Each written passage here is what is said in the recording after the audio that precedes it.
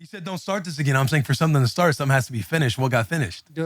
No, we know what's happened. Like In-N-Out got bodied based on what we've seen on our podcast. All I was doing was sharing the clip. You're just putting more. All I did was share the clip. You're just showing more shit about. I'm just like, oh yeah, like the body's dead, and you're still like, you stick it a couple more times just in case he comes back.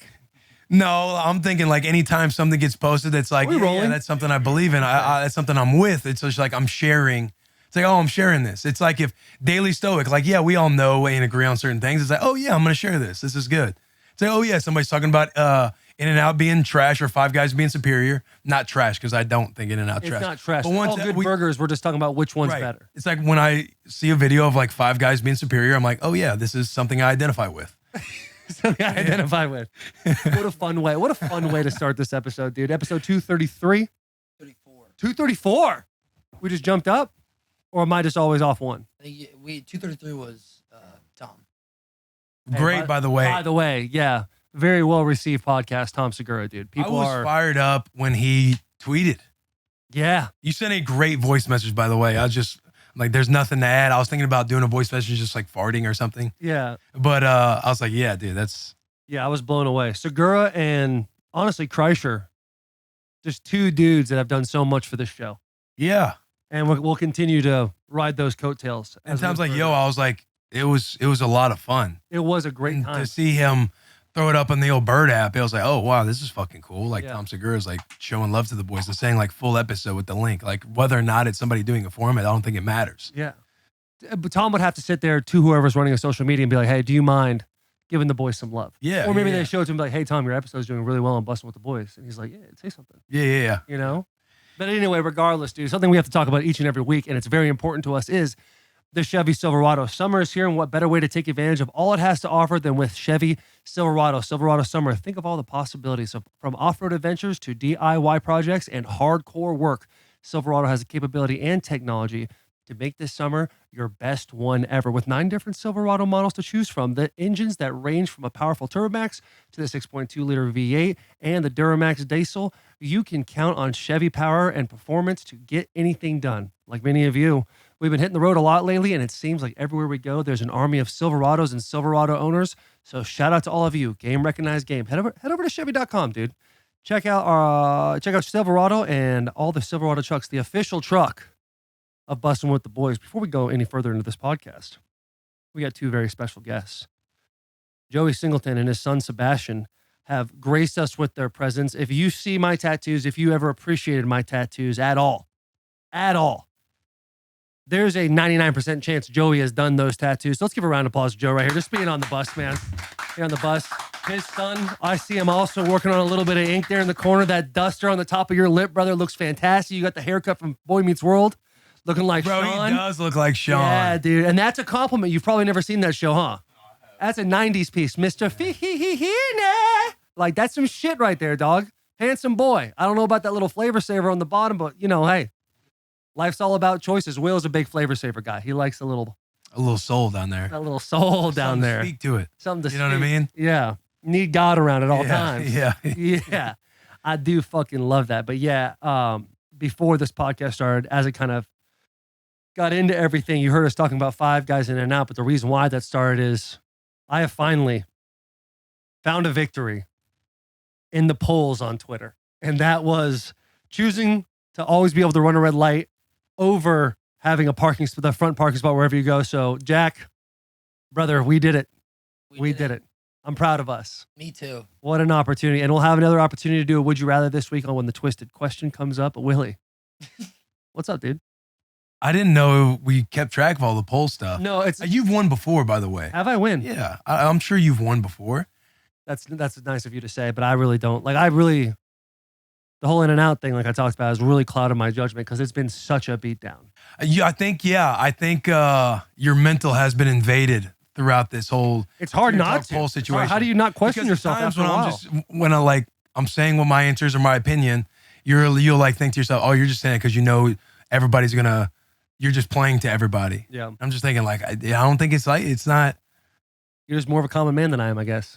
More for the common people. I'm just like, I knew the mistake whenever the poll went up. When I'm thinking about it more, I was like, oh, people who like are in it in the cities, like that is a no-brainer. You want to run a red light the entire time. Yeah. Because I truly feel like Like I don't like change my answer or see it another way. Which is wild to me because I feel like any opportunity you have to always run a red light no matter what, you're going to use that ability way more than you are finding the parking spot. Because the only thing it really plays into is what we did last night at the NF concert. That parking spot would have played it up big handy there. Or we'd have also saved 5 to 7 minutes getting there. So it's also like those outweigh in the big time situations, but on a day-to-day basis, if you're going to run a red light, brother. But when we left the concert, it's like if we had that front row spot when I took you home, and there's not really like, it's not really like we're in a traffic style situation. We get to walk right out and get in the car. Yeah, I can see this is not going to go a whole lot further. Yeah, I mean, at the end of the day, the poll was in your guys' favor. The poll was in your guys' favor. I'm looking forward to the next battle coming up when we hit the twisted question. Well, how about last night, though? Dude. Yeah, that concert, that NF concert was unreal. Yeah. It was unreal. Shout out to boy NF, dude, hooking us up with tickies. Like that was...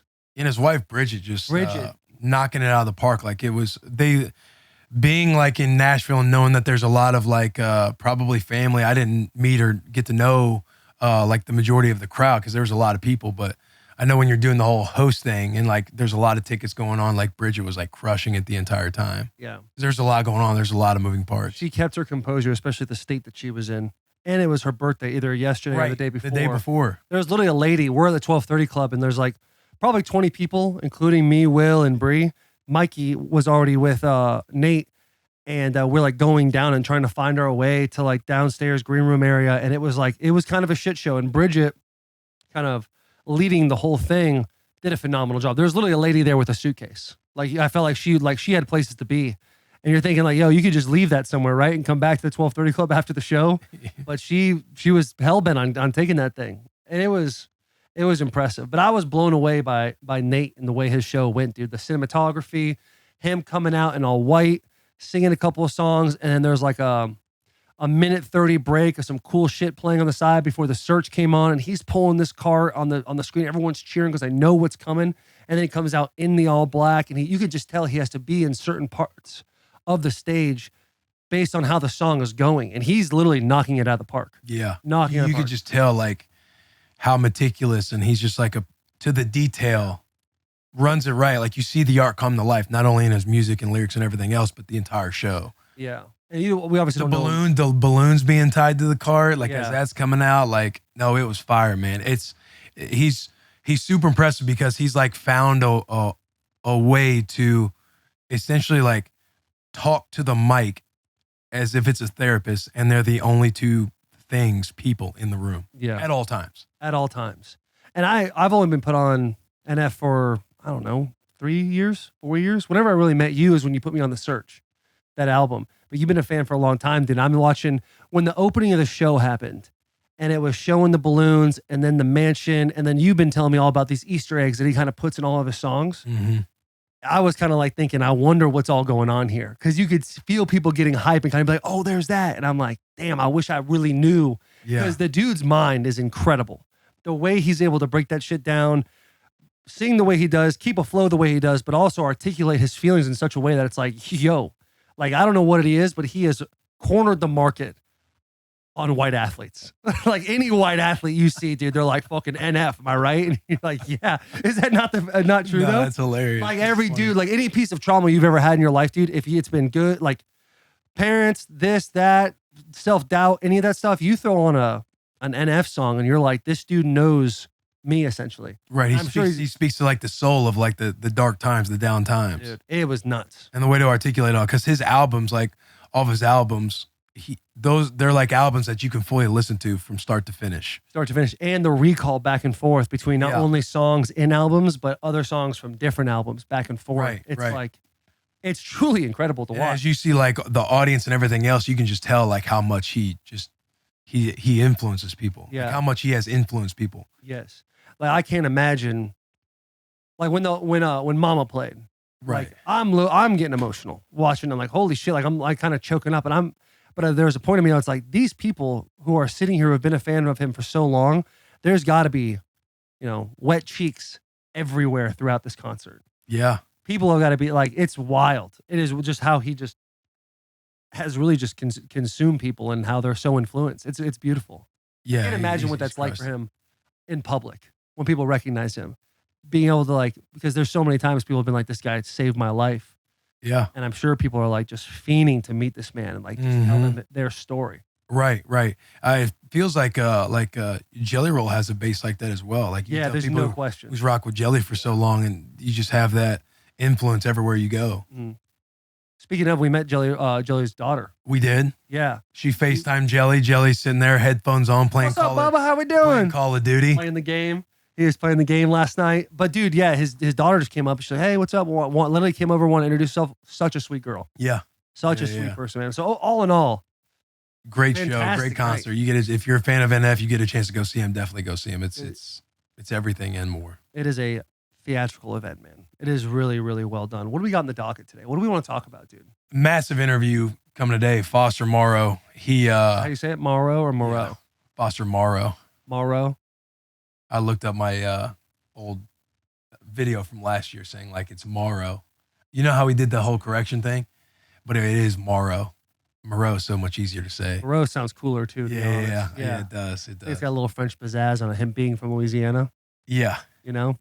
But Foster's is incredible. Like he sat down with us, tells us, walks us through the entirety of going on the visit to the Bengals, going on the visit to New Orleans, how he found the cancer like in his collarbone, essentially. Yeah, like just on a routine exam. Like it's like, oh, the doctor's not even supposed to be like really just giving that routinish exam. He just felt something. He's like, oh, what is that?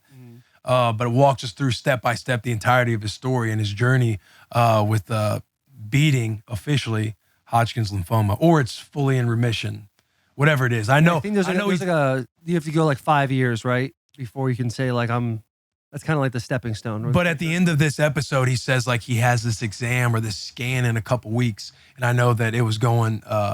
It was getting out there in the news. It was in the news a couple weeks ago because he sent a photo of the conversation between him and that doctor, and it's just like, hey, you're clear. He wanted that good news, and he got the good news. But this is an awesome podcast. This is an awesome conversation that everybody is going to love. Like, it was solid. It was good. Do you want to hit shout out, no free shout out? Would love to. Pet peeve. Tier talk.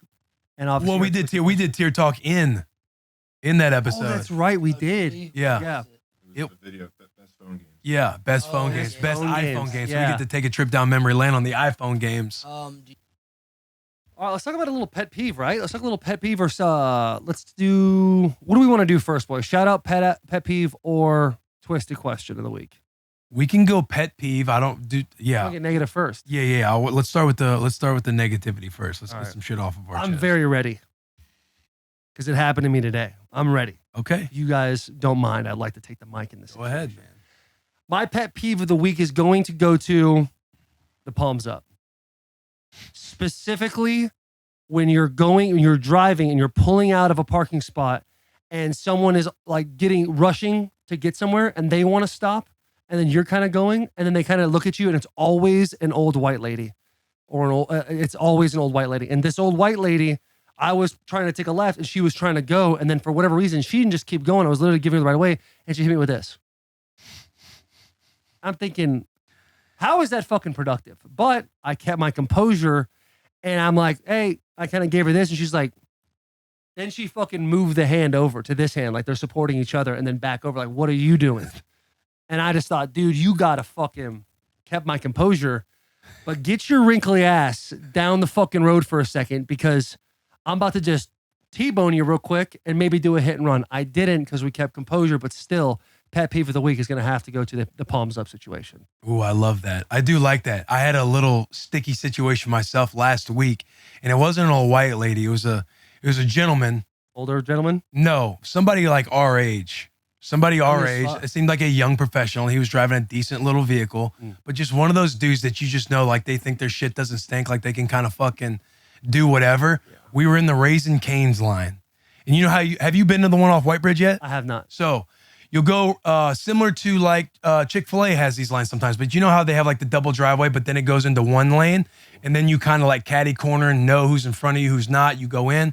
Well, this douchebag thought it was his turn. He was literally following the same person in his lane. And I'm sitting there and I start to slowly pull up like, hey, we both know, like, you're aware, right? Like, you're not a fucking idiot.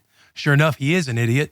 He starts pulling and we both like kind of come to a stop and he looks over. He just does one of these. He just like throws up his hands like this. And so I sat there. I rolled down my passenger window because we're close. I rolled down my passenger window. Oh my God. And I go, hey, buddy, I go, do you want to go that badly? And he was like, yeah, sure. And I go ahead, man.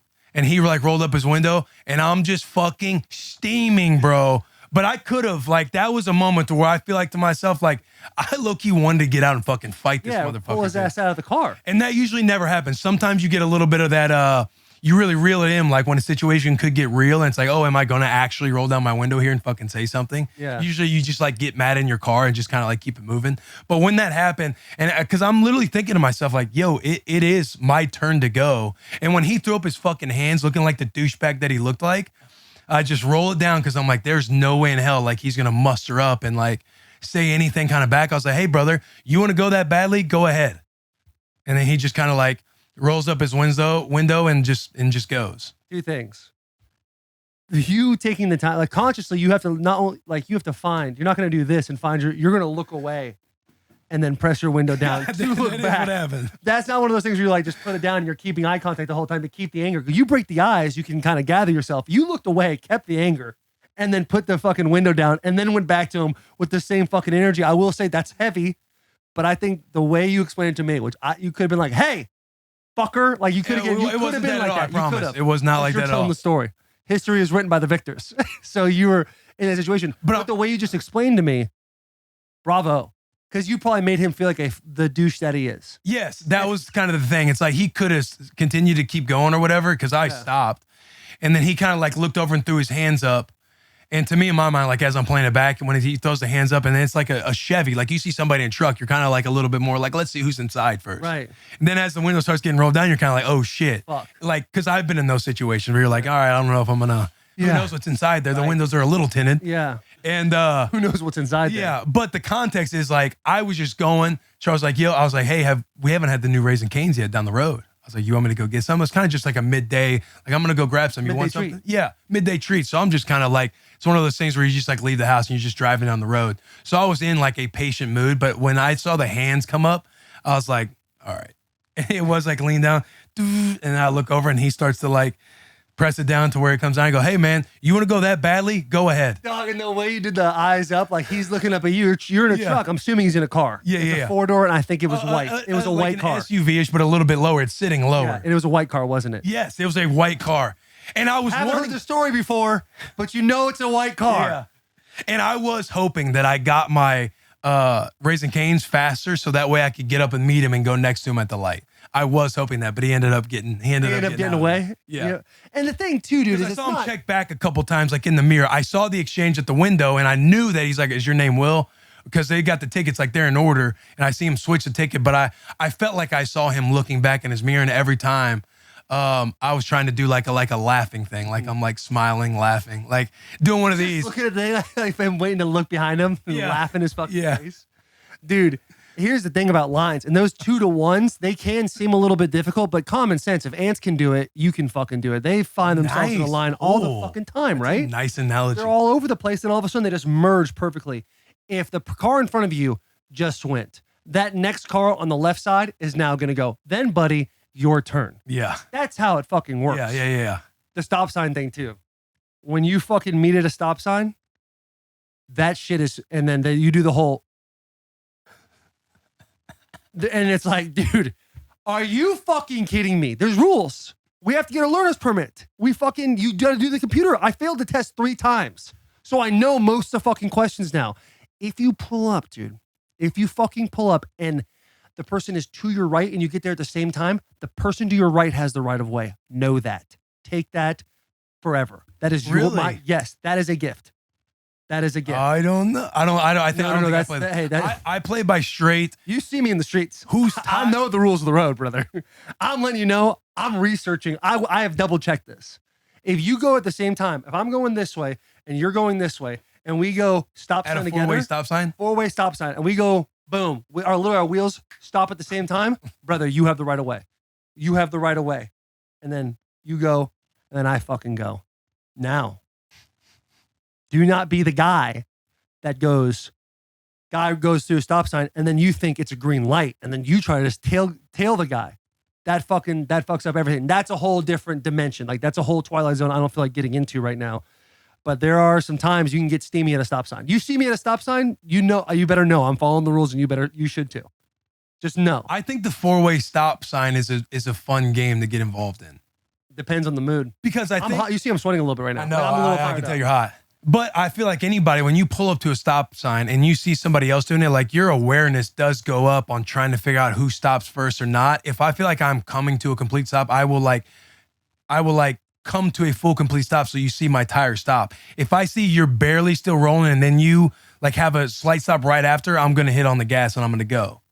You know what I mean? Because I feel like nobody's ever getting there at the exact same time. Yeah, but if somebody does a rolling stop, then I know I'm already stopped. But if I see your tires go slightly a little bit more, and I feel like it rotates like that. Just like if it feels like that, and I already know I'm at a stop. From a noon to a 1 o'clock. I just decide I'm hitting on the gas. See, I don't see anything wrong with that. And then as it comes out, if you kind of do the stop, I continue to just go to see kind of because I feel like that's an alpha dog move. I feel like you will feel if somebody's pulling out faster than you are to where you would kind of stop. I don't know. I feel like it's a fun game to get involved in. Like okay, hey, we're all here. Like let's see who can figure this out. I don't know. It's just what I kind of ask in my head. I do one more. Yeah. It sounds like we're good. Because right now, sounds like we have a joint pet peeve of the week. Joint pet peeve and also joint shout out. Like when the 2-to-1 goes perfectly or goes goes accordingly, like the ants. Yeah. Then that's a shout out. Like the ants. It's a shout out. You love to see a good system get executed. I have a drip of sweat going down my calf right now. Just like if somebody plays the 4-way stop game correctly, that's like a shout out. You know, when somebody gives you if you kind of don't know and some good Samaritan's just doing this before you get a chance to do that, you're just like, okay, cool, yeah. Yeah. Or sometimes you come right after them and you're kind of waiting on them and they're kind of just like, okay, I mean, that is one of the shrug the shoulders, like, I guess. Yeah. Like, you know what you're giving up right now. Yes. Time, which we can never get back. Yeah. You know, which brings me back to the red light. You should always. But for real, like that's the thing. Here's another thing that pisses me the fuck off, dude. You got 3 veins coming out. Do I? Yeah, 1 from your eye, 2 from your neck. Yeah, 2 from your neck. I'm hot. That little boy, I don't know what he's doing, but yeah. If there are 2 lanes, and it's hard for me to like verbally say this, but like 2 lanes on one side of the road, a little median area, like a median area you can kind of get past, like yellow lines, and then 2 more lanes. So that's 5 lanes total, but 1 lane is just for like transfer in and out. We're going left and right. You're talking about the 2 yellow where you get in to turn like into parking lots. Yeah, like if you're in Green Hills area. Yeah. And you're driving towards the highway. There's going to be 2 lanes. There's going to be a yellow strip of road for the turnoff, so people want to turn left or right. Yeah. And then there's 2 more lanes. Okay. This happened today also. So it's been a tough day in the vehicle for me. This shit, dude. Been a tough day out of the church. Been a tough day to remain patient in the vehicle for Taylor. Yeah. God damn it. But I kept my composure the whole time. You can lose your patience, but still goes back to a 3-year-old terrorist. You got to fucking have the patience. And I did. No one died today. Wow. Church guy from church, guy in a vehicle leaving the church parking lot, pulls through the 2 lanes into that yellow lane. Now I'm on the far right lane, and I gotta turn off on Woodmont because I'm going to do knee rehab. This guy goes left lane, sees an opening, and then cuts me off. He's got plenty of room, so he's already going this way, and I'm here. He goes here, like I'm here, and he's turning, and then he goes bink. That's 1 lane. And then he binks again. So he came from the other side of the road. He didn't didn't come behind you and then use the yellow lane to get around you and then come over. No. And it's like he's got room. He goes yellow lane, other lane. So now he's officially driving that way. Then right lane, right in front of me. I have to press the brakes. I've got to press the brakes when I didn't need to be in that situation. I get mad. I think this guy must really fucking want to also turn on Woodmont. He kept going straight.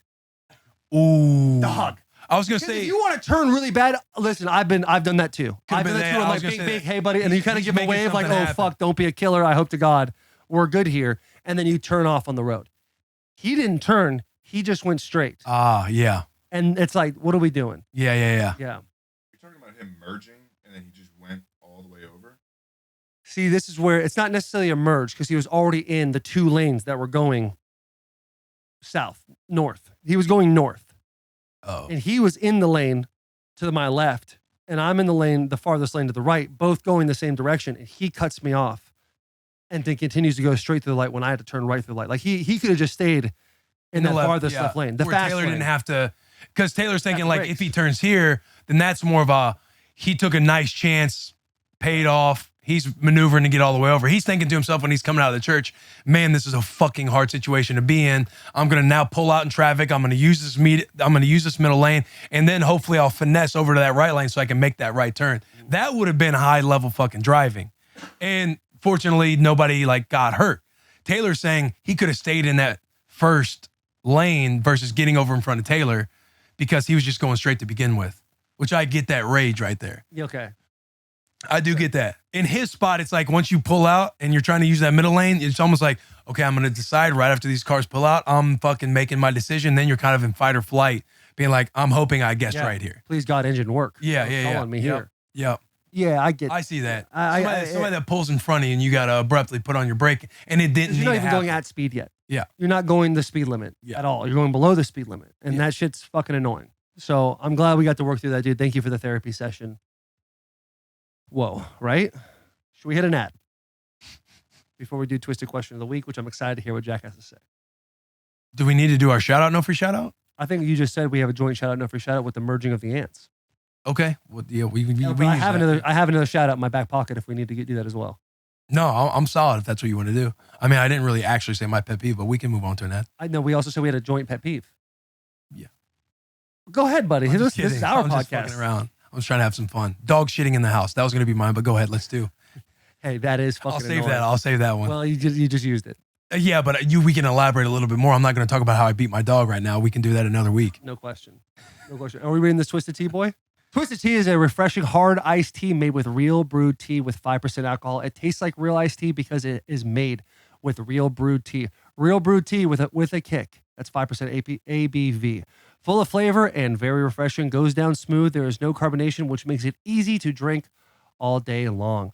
Twisted Tea feels fun and celebrates extreme fandom on game day. Twisted Tea is a perfect alcohol beverage for game day, whether tailgating in a parking lot, watching at a bar, or watching with friends at home. Twisted Tea is there to turn up your game day. Keep it twisted. That is from the Twisted Kings. Grab a refreshing Twisted Tea today. So are we gonna? Do you want to do a shout out? Or you want to go right to the Twisted Question of the day? Do we know what the Twisted Question of the day is? Jack is putting together another Would You Rather for us. Ooh. Yeah, So you have one. You have one. What can you give me a rating? Like if this was a movie, what rating would this question be? Solid 7.5. That's Maybe 8. is it? I love Is music. it G? Is it PG? Is it PG-13? Is it R? It's PG. Got you. Gotcha. I was confused. I thought we were playing the 4.5 game. I see what you were saying. All of us on different wavelengths. It boys. doesn't involve. They give it a rating. I'm thinking he's going to say, this is good. This is for all audiences. Like not anything too down your throat, but also a little bit of fun. Overall, I'd say 4.5. I would have liked that as well. I would have accepted that answer. Yeah. Okay. So, would you rather? Would you rather be forced to listen to the same 10 songs on repeat for the rest of your life, or be forced to watch the same 5 movies on repeat for the rest of your life? Easy. Same. Easy. All right, then we won't do that. We'll do another one. Hold on. Unless you Hold wanna on. Dive in. You want to, Jack, count us down, and then we say songs or movies? Yeah. All right. Jack, count Songs us down. or movies, just one word. Yeah. Songs or movies. Songs or movies. That's it. Jack, count us down from 14. 14, 13, 12, 11, 10, 9, Big. 8, 7, 6, Make or break our friendship. 5, No doubt. 4, 3, 2, 1. Songs. Yes, dude. Let's go. Yes. I knew you'd come through. I fucking knew you'd come through. That's an easy pick, right? I think so. Yeah. I think that's like a poll of like 95-5. If that's in the bird. You disagree, Mitch? Uh-oh. I'm only You don't have any saying headphones that fit him. these ones fit actually. I'm saying movies just because they take longer, and like you're not. That's a bad reason. That is a terrible That's a reason. terrible How? reason. You're gonna Forced get. to listen You're to gonna. the- You're gonna It's get. the same 5 movies, dude. For the first 3 months, you're solid, and that is a long time. First 3 months, you're solid, but after a while, it's like, Hey, did you see that new movie Oppenheimer came out? You want to go see it? Sorry, I can't. Hey, did you hear that new song that just came out? Oh, I can't. Mitch, I bet it's a banger. Mitch, you're It's a Oh, banger. I bet Oppenheimer's a banger You're never too. surrounded by opinions of just music all the time. Everybody comes in. Hey, did you see this? Hey, did you see that? Yeah. Yo, you got to go watch this. You got to go watch that. If you're stuck to the same 5 movies for the rest of your life, you're in hell. Brother, if you go and you pick 5 movies and it's not one of those big, you can quote all the time movies, you're missing out on a big friendship demographic of guys that just like to sit around and quote Wedding Crashers. Let's say that's not in your top 5. Well, you're going to miss out on a lot of solid, fun conversations with the boys. It was a painting, Todd. I'm taking it with me. You wouldn't understand that reference because it's not in your top 5 movies, right? Songs, it's songs, brother. It is songs, man. It's Songs are huge. So, okay, so low-key, I might only listen to 10, period. Wow. So the way I looked at it is like, all right, if I had to pick 5 movies, you guys are looking at it like I can watch all the movies I want and just listen. I'll just listen to these songs, whatever. Yeah, if I get in the car, like there That's could not- easily be a okay, playlist. I was thinking about it. YouTube motivational Yeah, videos. yeah. Like I there's was a thinking whole lot about of it things. in a different light. But And if you really want to fit in that bad, find a podcast that talks about new music and why it's good. And then you can literally just take Yeah. those opinions, put them in your brain, and spit them out as if they're your own opinions. Like, and yeah, then sounds no like one it's will a ever good know. one. Now, the same thing could be said for movies. However, a cinematic performance, dude, sitting down with your friends, like the other night when we were banged the fuck up, we put Brave Little Toaster on. Mhm. Brave Little Toaster is not going to be in your top 5, no, right? no. Just any It's not gonna movie. be in mine It's just either. Like anything. Like you're gonna see a moment of time, right? Like say the 2021 3-9 Cornhuskers, greatest 3-win team of all time. Like there might be a movie made on that one day, and then you're gonna want to watch it, but you can't because you're only stuck to 5 movies. Documentaries, do those count as movies? Are we Yeah. putting movies as timeline, like how long they are? But they'll be like that would be something that's actually made into a movie. I got you, brother. Yeah. Well, I I'm guess glad what I'm you saying got is, that done. Say like there's a massive moment, and then decades later you're like, oh, this is coming out as a movie. You'd love to see it, but you can't because you already passed in your list. Mitch, did you have anything you wanted to say to the group? I'm at like, because when you were just talking about that, then like, what could you live without? Like you can't, like you go to a bar, you're not gonna be able to listen to any of the music that's going on. You can't stay there. Like you go out, you can't listen to any of the music that they're playing. Like you can't really enjoy any of that. Gosh, I hate this for you, bro. Now you're almost just doing a short-sighted view. You're in your fucking 20s at the moment. No, You just gonna plan on going to the bar You're and not going in out for your the rest of your life? no, I am in my 20s, but I'm not giving a short-sighted view of it. Not to take up for Mitch, but you guys did start the first 20 minutes of this podcast talking about a concert that y'all loved. Yeah, it was a great concert. Trust me. You guys wouldn't be able There'd to be go. several NF songs on that 10-song playlist. NF is making your top 10 multiple songs? There'd be a couple NF songs that make my top 10. Okay. Yeah. I'm still on movies. Just to. And even right now, like my adult life right now, I essentially just click on my liked songs and I just wear them out. Yeah. Until I'm like, oh, I should just probably add this one. I'm like, oh, I forgot about that song type of thing. Like to me, it's like I can kind of not do without music, but essentially do without music. Will would have ZZ Top, Maroon 5 would be on. I guarantee a Maroon 5 song would be on there. Especially, Sugar. yeah. Yeah. You need that song you can just sing. Trying to think what other bands. 'Cause you're not a big music guy anyway. No, not like that. Not like, no, Yeah. doesn't matter to me. Like somebody else can have the aux. And then if it's like something I don't like, I can just, make fun or chirp or whatever. Yeah. I love music. I truly do. But it doesn't stray me away from saying I'm taking watching movies over same 10. I'm choosing to do the same 10 songs. I don't want to get put in a blender here. Yeah, I think this was a fairly simple twist of question that lasted however long it fucking lasted. one- If anything, we'd like to apologize to our listeners right now. Yeah. We can do another one. I really enjoy this. This one I'm sure you've been asked before, but would you rather, Rate it for me. in terms of G to R or Rate it. Rate it. 4.5 for sure? I don't have much on this I one. didn't fucking like that answer, Jack. I know y'all What's didn't. the And question? you know why. I know. What's the There question? wasn't a lot of detail in it. The question though is one I feel like has been asked at all the like lunchroom tables. Would you rather be able to fly or be invisible? Fuck. How fast can you fly? Let's say the speed of an airplane.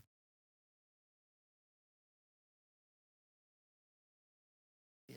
Like you're not going from like here to the other side of the world in a few seconds. Not Superman. jumping. No, but Is there a gas tank on you, or you can just fly kind of wherever? I think there's no gas. Maybe You you just get fly tired at some point, as long as you but- want. What are we doing with the situation of the government? Let's just say you can fly. I'm or just be saying, you invisible. see a guy fucking ripping through the air, you're gonna call the police. Let's just imagine it's legal and there's no problems. You can just fly. Just like there's no, not going to get an accident with the red lights. Like This one is more difficult. Jack, count us down from 15. Time out. That's tough. It's like, can we start leveraging our flying ability to be superheroes? No question. You You can know do what I whatever you mean? want Like with in the that. public eye. So I'm saying if we get to, leverage it that way. Yeah, what kind of plane are we talking about? We talking about like a small like Cessna 182, or are we talking about a fighter jet? Yeah, like you're flying fast. You're not Fighter just jet. cruising. Yeah, fighter jet. And no gas tank. Something to think about. You ready? I'm ready. Yeah. Jack, From 15, You want 15? what you want? Like 7.5? 7.5. 7.5, 7, 6, 5, 4, 3, 2, 1. Fly. Anybody say different? I didn't think so, Mitch. Being invisible would be fucking cool. It'd be dope I feel as like there are fuck. a lot of perks to being invisible. Yeah. Huge. And flying is very convenient. Invisibility, you can really do whatever you want in life. You could go rob a bank today and no one would know. You could. But also, I think that's a slippery slope. Not robbing a bank, but the minute you're able to become invisible, sometimes you're going to be in those situations and be like, I wonder if I leave this room, if anybody's going to say anything. Then you'll want to be invisible and hear what people say. And maybe you don't want to hear what they're going to say. Yeah, that's gonna So hurt. then you open That yourself up to vulnerabilities that might lead to that bank robbery. That might lead to all these things to where you're just isolated and you just fucking like hate life, right? one of those things you can turn on and off. Is that Yeah, like I feel like you go off, go on. Hey, Jack's Like the out of movie here. Like, Mystery Men, where you can remember only when be Jack did invisible and no this? one Like, looks? yo, that's a little fucking. And then you're kind of like, oh damn, do these people really fuck with me? And then I just feel like you go off on this lone wolf mission one day to ultimately like die alone. I feel like invisibility is kind of bad for the mentals. Yeah, You're gonna be just thinking about what they're. it's close to like hearing the way people think about you, having the superpower to like hear what they say. Yeah. Yeah, that's a good point. Very valid. I'd probably take flying. Yeah, because I was thinking about invisible. I was like, man, it would be cool. Like, It'd be dope as fuck. It Get was a harder question than the first question, in my opinion. get anywhere, leave anywhere at any point. But it's also like, oh, you could be invisible and like be in rooms of like hearing things that you might not want to hear. You could also be in the rooms of hearing like government shit. Fair, That's a good fair. point. But aliens, Area 51. aliens are officially good. Like we officially know aliens are real. Like what else is there to know? All the other conspiracy theories that are out there. Bigfoot. Denver Airport. 9/11, You said it, not me. JFK, flat Earth, Got it. Mars people, lizard people. I mean, you could be a part of all those conversations as well. Once you've acquired that Illuminati. information, What are you gonna do with it? guys, No I one- know, and then you're just a crazy conspiracy theorist. Yeah, in no one's gonna Dallas, believe you. Texas, telling everybody, hey, JFK was actually killed by the mafia. Everyone's Until like, you have somebody hold a camera and you literally just boom be invisible on them and then explain your context, and then it's left up for interpretation of people being like, is that real or not? It's like, we'll come find out Friday, $10 a pop. We're gonna be selling out Nissan Stadium. You can see me go invisible there. That's a great fucking point, brother. I mean, that's Then you fucking get to solid. prove you're an invisible cat. Like, Yeah. this is what I'm hearing. Yeah. Do you want tell you people right to now, you're gonna be assassinated in 15 days time. Yeah, no There's question. no question. You're right. And it'll be less than that. I'm just thinking maybe my boy can get away for a little bit because he'll get invisible. Do you want people to know that you can go invisible? I would sleep invisible because sometimes I get scared at night. I'm thinking if they can't see me, you know. Like- Yeah. Have you guys seen the movie Mystery Men? Dog, that's a solid movie. Ben Stiller's in it. It's like these like makeshift heroes, and one guy is a black dude. He's like he can only become invisible if no one's looking. That is funny. And the shit's fun. It's a decent little movie, dude. One guy like throws objects and he can stick it in anything, but he decides to use spoons instead of knives and forks.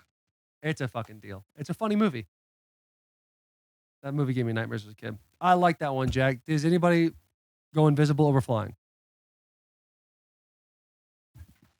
Joe? Yeah. Microphone? Make sure I put it up to your lips this time. I feel like if I could go invisible, I wouldn't have to care what anybody thought. I would just be having this conversation with you and be like, I don't like this. Poof, gone.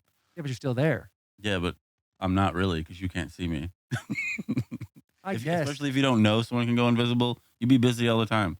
People would be wanting to hire you all the time. You'd be working all the time. You're also assassinated, dude, the minute people find out. Maybe.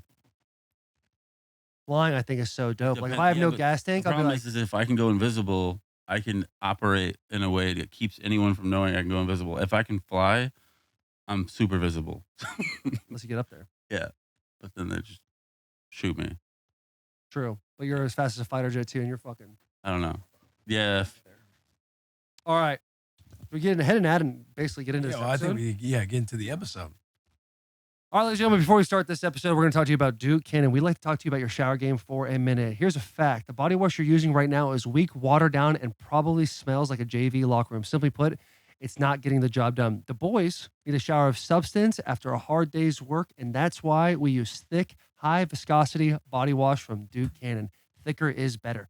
Duke Cannon's thick body wash is built to work hard, not spew down the drain. All of our scents are amazing, but my personal favorite is Midnight Swim. It smells like a cannonball into a moonlit lake, not a dip in the hot tub at a starlit motel. Obviously, as always, big proponent of the dry ice. Can't get enough of this stuff, especially in this summer heat, man. It is getting hot, especially this weekend. Did you see that it's like 98 degrees this weekend in Nashville, Tennessee? We might die. You have to try Duke Cannon, so for a limited time, we're hooking the boys up with a 20% off your first order at dukecannon.com, dukecannon.com, with code THEBOYS20. That's 20% off when you use code THEBOYS20 at dukecannon.com. Duke Cannon, work harder, smell better. The only company we've ever bullied into stop using their one phrase into a new phrase. I love that. With that being said, Will's already broken down the Foster Moreau episode. Phenomenal, dude. It's an emotional episode. It's a lot of fun. I don't think he's done a lot of speaking on this subject. So it's going to be really enlightening for a lot of people. Yeah, no. It'll be awesome. Yeah. With that said, Did you tear up in that one? Or was it just me? I teared up when you teared up. Yeah. It's nothing like seeing your best friend cry. I know. It's always a tough. Yeah. Yeah. But in that moment, I had to be strong for you. I was so thrown off by it. I do at a moment go, "Are you good?" Dog, I know. Trust me. I was Yeah. in the same kind of like headspace. It was like this weird mix of whatever it was just happening. Fun intro today, boys. I really enjoyed the Would You Rathers. I think we should keep that thing going, unless somebody in the comments wants to tell us something otherwise. With that being said, please enjoy this episode. Big hugs, tiny kisses.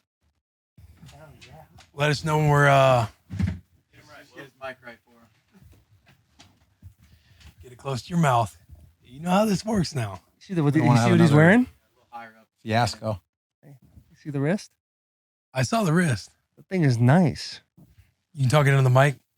JP, you got him? Is that good enough? Test 1 2 1 2. Foster had a question for us.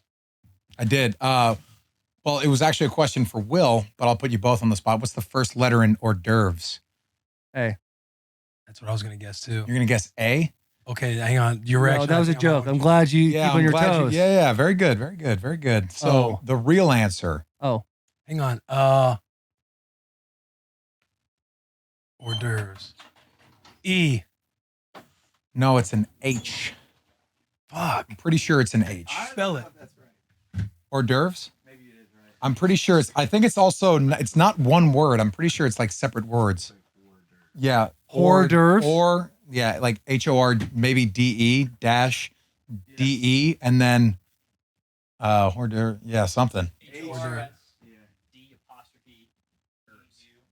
I'll tell you what, JP had you nervous for a second on the. Yeah, nice. I don't know if it is an H. Nice. small items Oh, there served we before go. dinner. That's appetizers. Yeah, starters. Just call it that. Starters, if you will. Starters. Well, just- Tapas, singles. Yeah. Yeah. That one starts with an A. Yeah, You I guys like are that. wondering. I like So, that. I can spell too. Right here? Over here? Gorgeous. It's not going to block. Oh, no, you're perfect. You're great. Oh, Awesome. I got a couple cameras over here now. Yeah. Will's got, you got a few. Yeah, it's good. No, it's I got good. that You one like that one, standalone boy right there. Which one? Over there? Yeah. Across the way? Yeah. And then if you want to look directly at a camera, it'd be up on that one right there. Awesome. If Last you want to make like time, a public statement. Last time you guys did a pod together, I wasn't on it. You were bringing that up, but you brought that up Mhm. when we first How walked didn't in. you? What was the thing that came up that was like a controversial thing? Was something about a Knight's Tale? Yes. Yeah. So he asked me what the top 3 sports movies were. Pure talk with sport And movies. my brain shut off for a quick second. Yeah. So I had to just bring it back and think about something that I could tell a story about, maybe just kind of like reset the mood and the tempo. Mm. What I wound up doing was going with A Knight's Tale, which famously does have jousting in it. Yeah. Which A few things. It has more than just jousting. well, yeah, Hand-to-hand combat's have sword jousting, fighting too. Yeah, love making. I'm sure I haven't Yeah. seen it in a long It's time. a sport. Yeah. To You want some, to see some good love Some. making. to some. Who's the guy in the movie? Heath Ledger. There's one movie he does when he's a cowboy. There's some pretty good scenes in there. I don't know if I've One seen of that one. Taylor's tops Yeah, it's Yeah, top 3 yeah. most romantic movies. of all time. Yeah, and there's no question. No question. You just see the passion God bless in those that horses. tent. God bless those horses. I don't know Is if you had to look it up for us. Were but sports I movies your appreciate it. favorite genre? Thanks. No, I knew what it was. Thanks. Are sports movies your favorite genres? Maybe not necessarily. I like action. Yeah. I think. Yeah. What's like your go-to action? Boy, anything with Denzel in it. Yeah. He is. Any. You Denzel over Will Smith as far as Oh yeah. best black actor? Oh yeah. Best Oh, yeah. black actor. I mean, Those that's, are- that's the argument in the locker Yeah. room. No, that was a. Who would you take more? Who would I you don't take? even. I don't even know if. think I don't even Denzel. know if that's. I don't even know if that's those two are necessarily. I think Denzel's definitely on there. I don't know if Will's on there. Really? I feel like Will's got better range than Denzel. Really? I mean, think of Denzel's kind of okay, all right. Yeah. in every of single course, movie. Of course. Yeah. But Will, he can do Are you saying that Denzel Washington plays himself in every movie? no, but Similarly I'm to The serious. Rock and guys like Ryan that. Reynolds. Exactly. Ryan Reynolds. Vince Vaughn. Great actor. Until very recently, Vince True Vaughn. Vince Detective. Vaughn's got some. Vince He did Vaughn's True got some Detective. range. He did Cell Block Wedding 99, and then there was one other movie he did. Jurassic Park or the Lost World. Oh, yeah, he was Jurassic in that World? too, huh? The Lost. The World. Lost. It's a He new was one. also in No, that's the Rudy, second right? Jurassic Park. Oh, okay. Yeah, but I think Will Smith has more range as far as like when he can dip into He comedy. definitely probably a dips little into bit better. comedy, but I don't know if he's dipped into comedy for necessarily like movies. He was obviously famous in The Fresh Prince, right? Yeah. But like, Shark Tale, it's hilarious. oh comedy. yes, no, Shark Tale. Suicide Hitch. Squad's a bit of a. Hitch is a great movie. Mhm. Yeah. Yeah, I can't see Denzel doing a rom com. No, It's not his style, man. He's the No. fucking equalizer. he fucking is the equalizer. God, he's a great man. Who do you prefer? Who do you got on the list? As Who do I best actor? prefer to watch? I prefer to watch Denzel. If I'm saying who has a better, maybe has more of an arsenal as an actor, I would probably go Will Smith over Bigger Denzel. bag. Yeah, he's got a bigger bag. Yeah. He's got a bigger bag. Ah. Denzel's got sharper tools. Look at these. Look at these. The Equalizer, right? Did you see Flight? Phenomenal. Unbelievable movie. Obviously Training Day. American Right. Gangster. Absolutely. Book of Yeah, I Eli. wasn't a big fan of American Gangster. I thought Really? I thought there was a lot of meat left on the bone in that movie. I don't think I was crazy about the Book of Eli. I watched I it. thought that was a good I one. watched it twice, and I was just a little. I started a little confused, and I stayed a little confused. That's why you're an Mhm. atheist. No, not at all. I love Jesus. All right. It's That's not what confirmed. Will was saying before. It's confirmed in the Catholic faith that I love Jesus. Remember the Titans? Unbelievable. Didn't Inside name that. Man. Was that one of your top 3 sports No, movies? it was not. It was not. Could be, should be. I didn't watch it at an early enough age to where it had that impact on me. Mm-hmm. See, I was right at that age, and it was so overplayed for me that I took it out of my top 3. Took it out. Have Yeah. you seen the movie Goon? I've not. It's the most inspirational sports movie you'll ever watch in your entire life. I don't know if is that true? You're dead serious? 100%. Okay. That's All right. in Taylor's brain. Okay, that's fine. It's a different. I love that. I love Yeah. that. I mean, Doug the Thug Glatt, Ross the Boss Ray, I mean, Rocky. big epic fight at the dude. That fight scene with those two at the end of the movie is way better than any Rocky fight. Best Rocky movie? Or Probably. Typical answer. I think.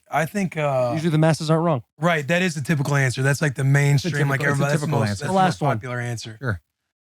Man, my favorite Rocky movie. It's hard to beat the original. The story behind it all. But my favorite to watch is 3. That's great. Warrior is a better movie than all of the Rocky movies. Was that too? Was that? I mean, I feel like. Right? Okay, as long as I made you think. I didn't want to look stupid, but also if I'm on a Southwest flight and there's 20 minutes left in the flight and I can't really watch anything else, I'll watch all the rest of the fight scenes, all the fight scenes towards the end of the movie, and then that last part. Just tap, Tommy. I love you. God, makes That's you emotional. insane. That's an insane take. Is it? Yeah. I'm willing to stand on that. I'm willing to stand on that. Everyone's different. Everyone's different. Everyone's That's what you Sounds like gotta I'm a love. lot different in this corner. No, There's a no, reason you're why okay. we're divided on That's this. why I one. love you. I'll That's why I love you. I'll throw out a crazy, a bad take, and I know it's a bad take, but you guys seen all the Creed movies? No. No, I didn't watch the last one. Sylvester didn't want to watch it. I so didn't see the wanna third watch one. I didn't see the third one. I'm pretty sure it's in the second one when he comes back to be Ivan Drago's son. it. Yeah. Right? Spoilers if you haven't seen it. Yeah. Fuck you. I haven't. I'm getting spoiled right now. Whatever. I mean, it's obvious. The whole anyway. It's as ridiculous. As he's coming back, in the fight and drops Drago for the first time, the Rocky theme starts playing. And right now I'm getting chills thinking about it. But like that in the entirety of the Creed series, when I heard that Rocky theme playing for Apollo Creed's son, I was like, holy shit, this is unbelievable. This is great. So what's your take? What's the bad What's the take though? You said this is a terrible take. That's my favorite moment from that line of movies. I was From Creed or all? Well, it sounds like Creed definitely bleeds from into Creed. Definitely from Creed, but it's only from it being from Rocky. Okay. If we're gonna do unpopular takes as a start of this show, I am willing to stand 10 toes down on this. The Fast and the Furious series is fucking garbage, and I can't stand it. It's been bad for a long time. I'm talking about one all the way through, brother. I am not a fan of those movies. And I'm willing to take the heat on that. Nope. Come on, cuh. No. Forget about it, cuh. That shit is garbage. That is tough. Anything you got? Anything you got? Any bad takes you have? I'm sure, but I can't think of any right now in this moment. You guys seem like conspiracy theory guys. There's Yeah, no way. oh, to yeah. Well, I mean, are you Travis Kelce obvious- said he didn't believe in climate change 25 minutes ago. What a great guy. He's my favorite. He's my favorite. He's an unbelievable human being. Yeah, you're a parent. Are you also a parent? You're wearing the girl dad hat. A parent? A parent. Yes. Yes. Yes. I'm a You are with father child. of 2 children. Beautiful. That's He's a beautiful. guardian. Yeah. Guardian. Yeah. Yeah. So I know it probably hasn't gotten to this point yet for either of you, but you don't tell your kids the whole truth, the absolute truth, and nothing but the truth. I'm sure there's some stuff that you Depends on the subject. that Yeah. you probably leave out at Yeah. certain points. I mean, I'm not saying like that this is a black hat and this is no, but like there are certain things you probably leave to them to find out later in life, I'm sure. Yeah. Probably more in your situation. I mean, mine can't even really talk yet. That's I exactly what I'm kind saying. of like cuss her out a little That's bit. what I'm saying. That's what I'm saying. Okay, But Roost, I've been a little bit. Come on in now. terms of the government, I'm sure there's I'm sure we're not being told the absolute truth in all scenarios. There's got to be some stuff that's there's some secrets. now. obviously hidden from us common folk. Yeah. And I love talking conspiracy theories, but I always fall back on like, I don't need to know everything. It's fun to talk about, hey, JFK was of assassinated course. by the CIA. Yeah, The yeah. moon landing was fake. Blah, blah, blah. 9/11 was an inside job. When everyone's talking about that stuff, Yeah. at the end of the day, brother, like, I don't care. I don't think we should That's- know everything. Oh yeah. We don't need to know it all. No, I don't need to. I don't I'd want. I love don't. to know. I just don't think it'll do a whole lot. I don't want to know I everything. think it'd be like a. The most wild shit to happen in the 20s is they're like, hey, by the way, guys, aliens are real. And everyone's like, have you seen inflation though? Like, it's yeah, fucking but crazy. yeah. Talk about the stock market. Yeah. Yeah. It's Talk just, about the value of $1. yeah. Yeah. It's nuts. But Dude. the aliens, you saw the aliens. Saw the aliens. Yeah, We saw the fucking aliens, dude. You saw the what was it? The video? Or was it? In Las Vegas. It's Vegas, right? Yeah. The police officers. Dude. I mean, I wish there could have been. They would have gotten that backyard quick And enough. his camera cuts off at certain points. Yeah. It's weird. That's a Oh, weird there we deal. go. I'll tell you what. This monitor is unbelievable. It's a I'm nice brand one. new. Yeah. No, it's not. Brand new, yeah. I mean, there's You kidding me? That thing is brand new. We've known about aliens though for a long time. there's Yeah. no way. Foster left Las Vegas. Yeah, it had to be. Could have been anything else. Yeah. I mean, That's a drone show. science is based on a true story. Of all the conspiracy theories, what's your favorite? What's the craziest? The Are you a lizard people guy? No, I'm not a lizard people guy. The Denver airport is a good one. The Denver airport. Also a terrible airport. It's a bad. Talk to me. Educate me on the Denver airport conspiracy. So there's just such a number of world powers and world leaders, I think, that have bought property in or around that specific airport. I'm talking like, Oh, because there is nothing around there. I'm talking about like doomsday bunker shit. Like Yeah. like the Queen of England, the prime ministers, the different presidents.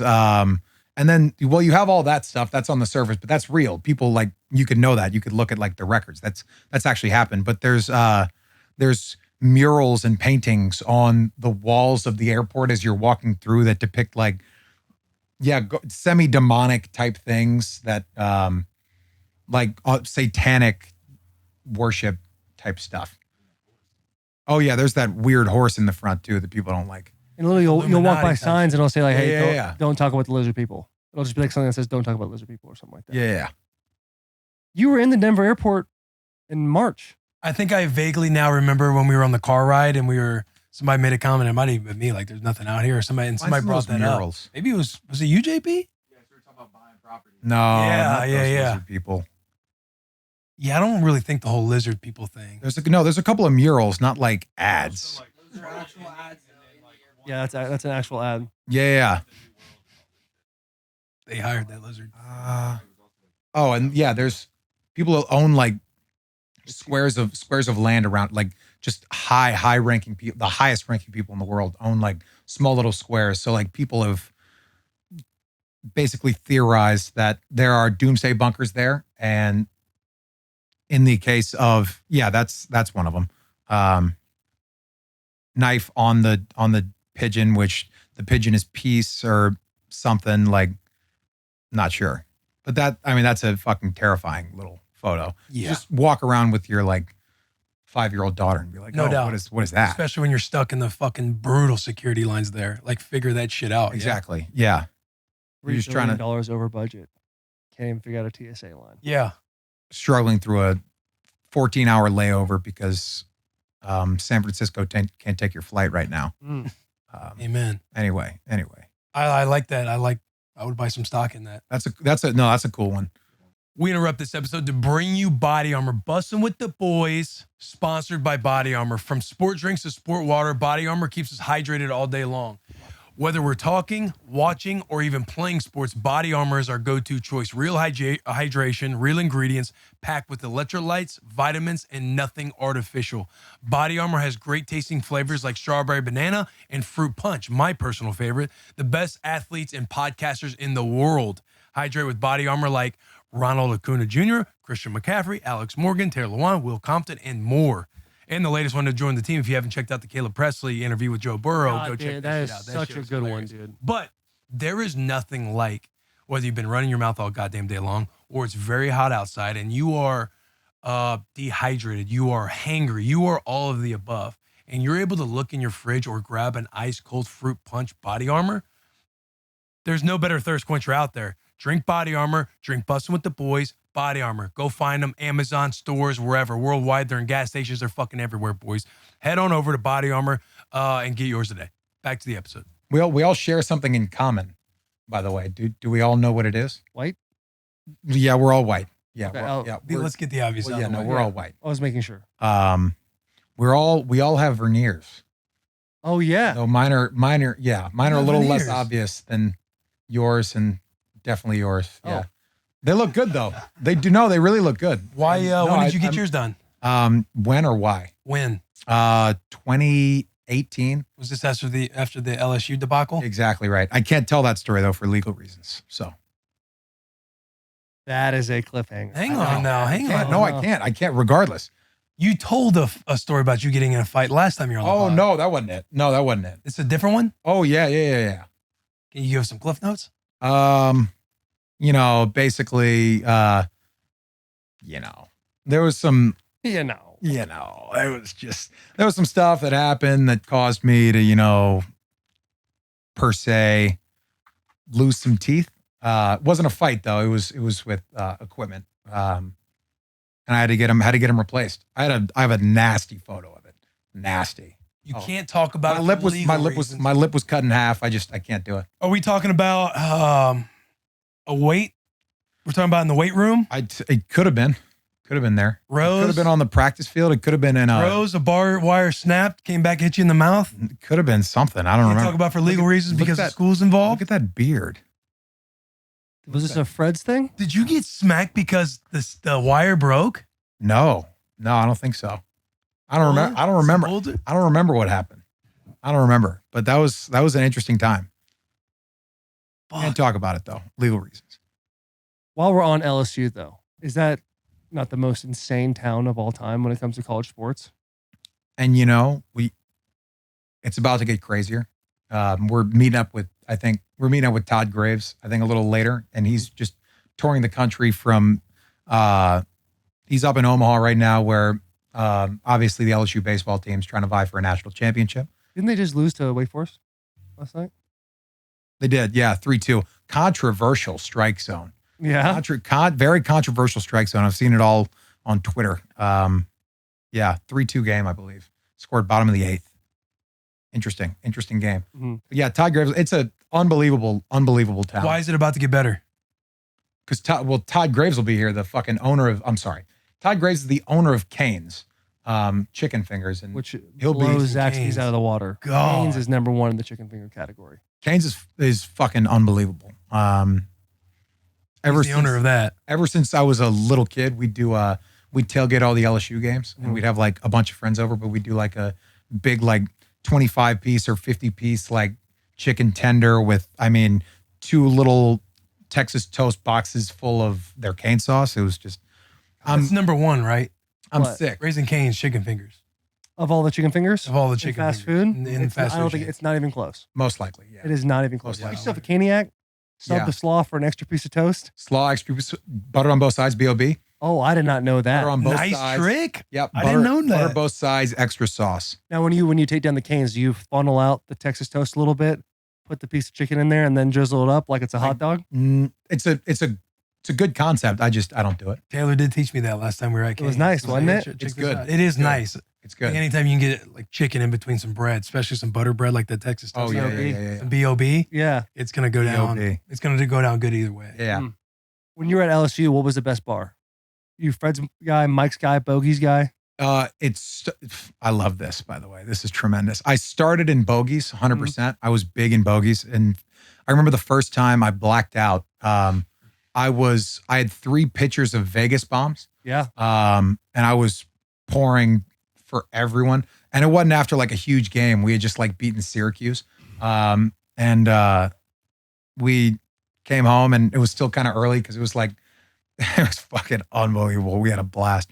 But I blacked out on Vegas bombs and I wound up in like the pregame, a girl who hosted a pregame. I ended up in her apartment on her couch sleeping.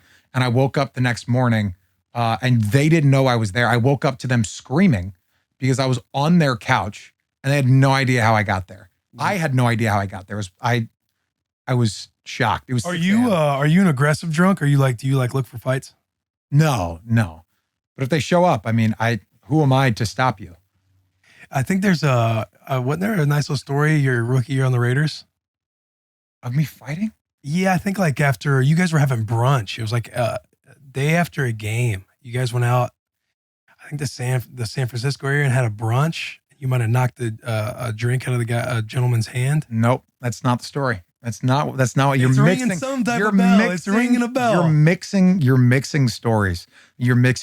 What happened after I wish Alec was here. I think Alec would sell me down a river in a heartbeat for a piece of cheese. I fucking love that man. He's getting married too, real soon. Is he? He is real soon. He's the best, man. Anyway, we go. We go after a Thursday night game. We go across, and Alec's going to do his like rookie dinner, but it's going to be a brunch with all the running backs. So I get invited, and I had a friend in town, and he brought his girlfriend, and we were all just hanging out. Long story short, I'm rushing us back to the apartment after, an hour and a half, 2 hours of mimosas with no breakfast. So I'm drunk, but I'm fine, right? Okay. I'm fine. But Fine. some of the people that we have with us aren't, they're just not doing too well. And they wind up throwing up all over the backseat of the Uber.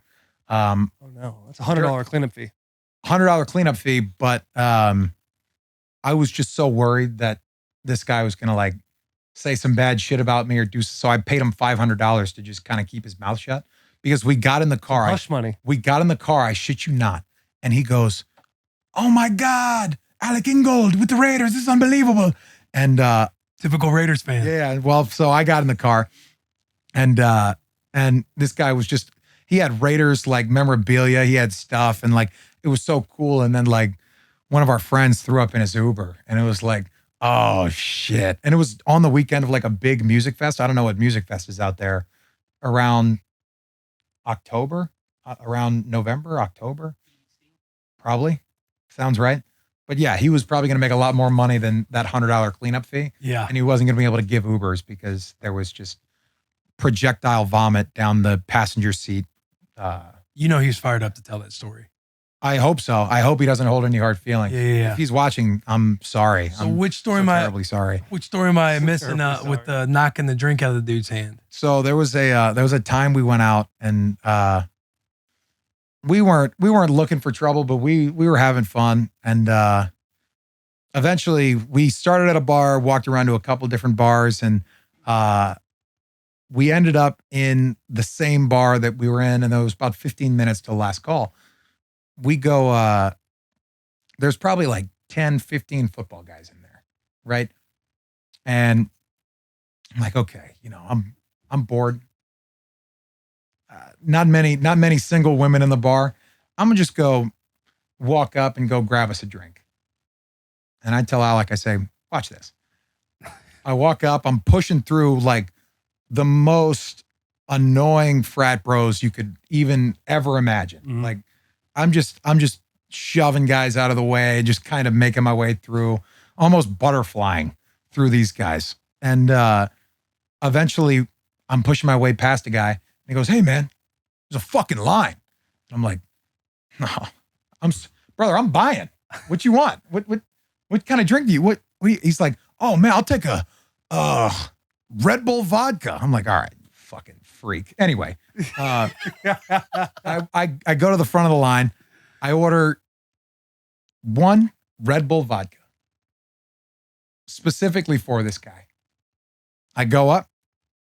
I hand him the Red Bull vodka. He goes, "Man, you're awesome, bro. Cheers." And then I fucking knock the drink out of his hand as hard as I could. Oh my God. And then I look dead in his eyes and I say, "Do something about it." And I walk straight over to my basically 2,100 pounds of like pure beef, like beef and muscle. Yeah. And like 3 O linemen, a D lineman, a D end, 2 running backs, a couple of wideouts, and Alec Ingold, who accounts for 3 fucking people on his own. Yeah. He's got a fucking chin of steel. And so we just kind of sit there, and the guy's like, he has no idea what he's doing. He's like trying to muster the confidence to come over and say something. And his bro's like, "Go, you gotta go. You gotta defend yourself." Oh. And I was like, bad I was, friends. oh my God. It was so, and he's like, "Man, you know what happened?" And then the bouncer comes over and he's like, "Hey man, we have a problem." I'm like, "Yeah, dude, this guy's saying something about me knocking a drink out of his hand." And so the bouncer kicks them out. And he's like, and the dude's buddy, granted, he was the tallest guy. So I'm like, maybe this guy had some semblance of fighting in his background, or he had hopefully more cojones than his buddy. But he said, "We'll be waiting outside." I said, "Good. I'm gonna fucking curb stomp you. We'll see what happens." And sure enough, 5 minutes pass. They have scattered like fucking roaches when the light turns on. But it was fun. That's the story he was talking about. Yeah. And I've grown a lot since then. Believe it or not. How many years ago was that? Believe it or not. That was 20 minutes ago. That's why I was late. No, I'm kidding. That was 2019, I believe. 2019. Oh yeah, there's a statute of limitations there. Yeah. We're good. that's like No. that's the I didn't do anything wrong. I bought the that's that drink. football player privilege. I bought the drink. I don't. Technically, you could do whatever you want with that drink once you bought it. And if you happen to hit it, Privileged thinking, I'm sure. I'm just trying to help That's you out, what- brother. That's what I've said. That's Yeah. That's literally what I'm portraying. It's privilege. Yeah. And then when the bouncer comes over, do we have a problem? Like, yeah, these guys are- back off. Yeah, They're he out. He knew. Yeah. He knew who we were, and he had no idea. Yeah. Man, you probably got into some shit at LSU like that. But LSU, No. I feel like they're not ever going to say Well, nothing. I feel like you gotta be scrappy. You're gonna be a white dude in the LSU locker room. Yeah. Like the Miami Hurricanes in the 90s. Yeah. There's only like Miami there's only like Hurricanes four in the of you. 90s. Right. Yeah. When we were the number 2 team in the country and we were like 8-0 about to go play Alabama in Tuscaloosa, I was like, oh, this is college. This is fun. This is easy. And our locker room was fucking crazy. Not like we were doing bouncing shit off the walls, but the guys in the locker room, like the talent that we had was unbelievable. And these guys I didn't know what college was, so I probably couldn't go back to recant on like how these guys were leaders and like actually set a fucking tone. I just thought this is what college is. Like, so I'm sure I could have learned a lot more from those guys if I had been fucking paying attention. But I mean, That's back to LSU. it was. And back to the bars. I started in bogeys, blacked out in bogeys, and That's a then good way to get back. You did a good maneuvering getting back to bogeys. it's all full circle, man. That's what it's all about, right? Yeah. But bogeys, started in bogeys, went a couple other places. I was at the house for like probably some time in my sophomore year. And there was always those times that I'd see like Ben Simmons just walking in and just being like tall as fuck. And it was just being himself.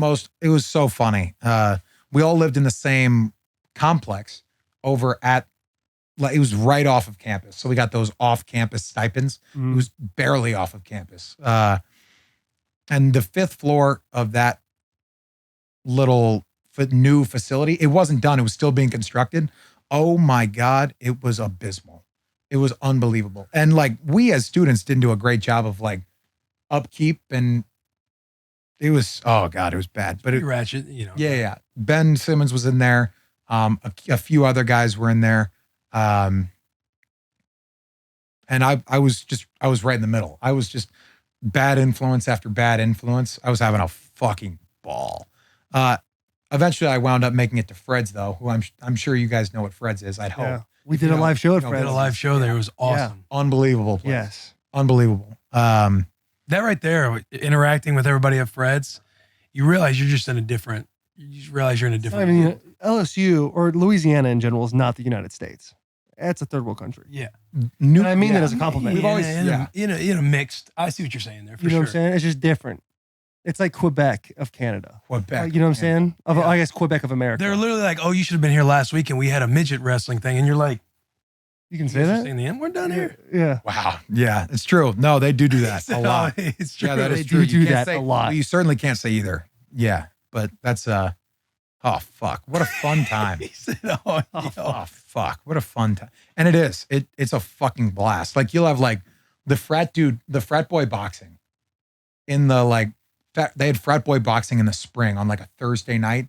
I mean, people would come by the thousands to watch these guys put on the big mitts, right? You get to the there were a couple of times where they'd put on like, have you seen the big fucking boxing gloves? Mhm. Oh my God. You just put them on and you'd let like 2 girls fight. yeah." And it was unbelievable. It was just the most fun that anyone would have. And then you'd cater it from fucking Cane's or from whoever was across the street, right? And it was like, oh, they got the fucking macaroni logs in the back. Yeah. There's 500 macaroni logs with cups of ranch, and they're like, holy shit, this is gonna be an unbelievable night. Everyone knows what's going on in the town. Just nothing happens. Phi Zeta Mu fucking put on, what a great performance these guys put on for frat boxing. It was fucking It'll unbelievable. be frats versus frats or internally the frats. I think it was internally, Yeah. but holy shit, wouldn't it have been fun if it was not? Yeah. And they have Oh like a my- crown champion at the end. Oh, You guys get your best guy. We'll get our best guy. Yeah, right? frats, Yeah. right. The one across the street saying they got the toughest one. Exactly. We got to figure this out. yeah. And like the winners reap benefits, you get rewards, Yeah. and then you're actually looking for some like fucking thick dudes during rush. Oh man, what a fun time. Yeah. Definitely looking for thick dudes during Thick rush, dudes. man. Yeah. During a rush, like, Big oh god, fucking they get you going. Scouting them Ham hog boys out. quads. See, we would our Nebraska was never integrated with like the frat. What is it called? Yeah. Greek life. Greek life. Freak like, yeah. Integrated with the Greek life like that, which it does seem fun. Michigan's got a strong Greek life, but Michigan, it was like they either loved the football team or they hated the football team. Like you had hear the about a party opportunity to get like in the Illuminati of Michigan, yeah. like the secret society. Yeah, but that wasn't really a fraternity, I guess it is, but it's not like Secret society. What is that? yeah. Like Michigan has 3 different secret societies. It's like Order of Angel, Phoenix, and then there's one more. I forget what it is. Bag over the head. You don't know where you're going. Yeah, this sounds badass. I got tapped for it one day, and it was like I got tapped at like 9 p.m. at night, and I didn't get home till 5 in the morning. And I had a bag over my head at one point. Like it was well calculated. They said, "Hey, you're getting tapped for this society. You either in or you're out. You have to say right now if you're in." I was like, "All right, I'm in." And then I like, okay, walk outside. They leave me, and then I'm waiting there for 3-4 minutes, and all of a sudden, some guy with a cell phone walks by. Never seen him in my life, and goes, "It's for you." And I have now I have a random cell phone. And they're making me go different places in the university doing specific things. And I end up at this one house, and they put a bag over my head, and they put this metal music on. They drive me for 20, 30 minutes. I have no idea what the actual time was, but it was a long time. And they're like forcing me to answer these questions, and not forcing me. They're asking me these questions, and I'd answer them like that wasn't good enough. Answer it better. And I'm like trying to figure out what the fuck these people want from me. And then like you go through like a hell week, and it's like right in the middle of spring ball. And so I would do spring ball, and then like right at 7 p.m. I'd go to wherever I had to go. It was all like very secret. Like you couldn't tell people what you were doing. Like I couldn't tell my girlfriend. Like it was a wild time. Yeah. But the whole idea was like taking like the 25 most influential people, influential students Yeah. at the university and putting them in one room for the betterment of the university. And there's 100% turnover every single year. There's like calls and chants you have to do. There's like, you have your name with a jingle behind it and like how you present yourself. Like there was rules and a whole bunch of stuff you had to follow. And you meet secretly like every Monday at 10 p.m. during the school year. Jesus Christ. It was nuts. Nuts. Did you do it? Yeah, I did the whole thing. Have you ever told anyone about that? Like, I mean, I think on I've this mentioned it show, on this at pod least? before. Yeah. I think I have. You haven't went into it a whole lot. It was wild, and I would love to tell a story, but this podcast. Yeah, is not no, about me. it's fine. It's great. It was cool though, Yeah. because you get to meet all these different people you would never come across. You know, like like presidents have been in it before and all that. Like there's a union building in the middle of campus, and there's a tower with like three floors, and they're small. And they used to be for the secret societies, and then it became like a fire issue. So they now they have to secretly move around. Yeah. There's tunnels at the University of Michigan during the Cold War, and like no one knows about. Was there ever any friction between you and the secret society to where you're like, I want to take this society down? No. There was a. You know what I mean? Like, fuck. When I got in, I don't know. when you find out who's getting tapped, like people had an issue with me being in it because of the whole thing from my freshman year that the allegations. Yeah, we don't have to get into it. Yeah. No, I mean I've talked about it before. Yeah. I never did Allegations it. Part 1. Yeah, there's been a lot of allegations. Yeah. But then they didn't want me in, and then I had to like talk to them like, hey, I had to explain to them the whole situation, how it wasn't true, and they're like, all Gift right. of gab. Yeah. But it was cool, man. That was a cool situation. Like the whole tapping thing was wild. It was like out of a movie. Yeah. It was nuts. It's very They cool. don't have anything like that at LSU, huh? Not that I know of. I don't know if I was that influential. They just do like fighting and wrestling. They just put on events with Yeah, Raising yeah, Cane's yeah. as a sponsor. It's out there, dude. yeah. It's a fucking cool time. Dude, LSU was one of those schools to me. I was like, man, I would love to fucking go there. And it seems like they just live their sports. Like they're all about their sports, whether it's football, basketball, whatever. It'll Like, they're- it'll ruin your day. Having a bad it'll just ruin your day, ruin your week. It's all like generally predicated on, all right, what are we doing for our tailgate on Sunday? Right. Like you think about it, that's all you think about all fucking week. It's Awesome. yeah. It's sick. It seems Is the close school up. difficult? Is it like a difficult school to get through? No.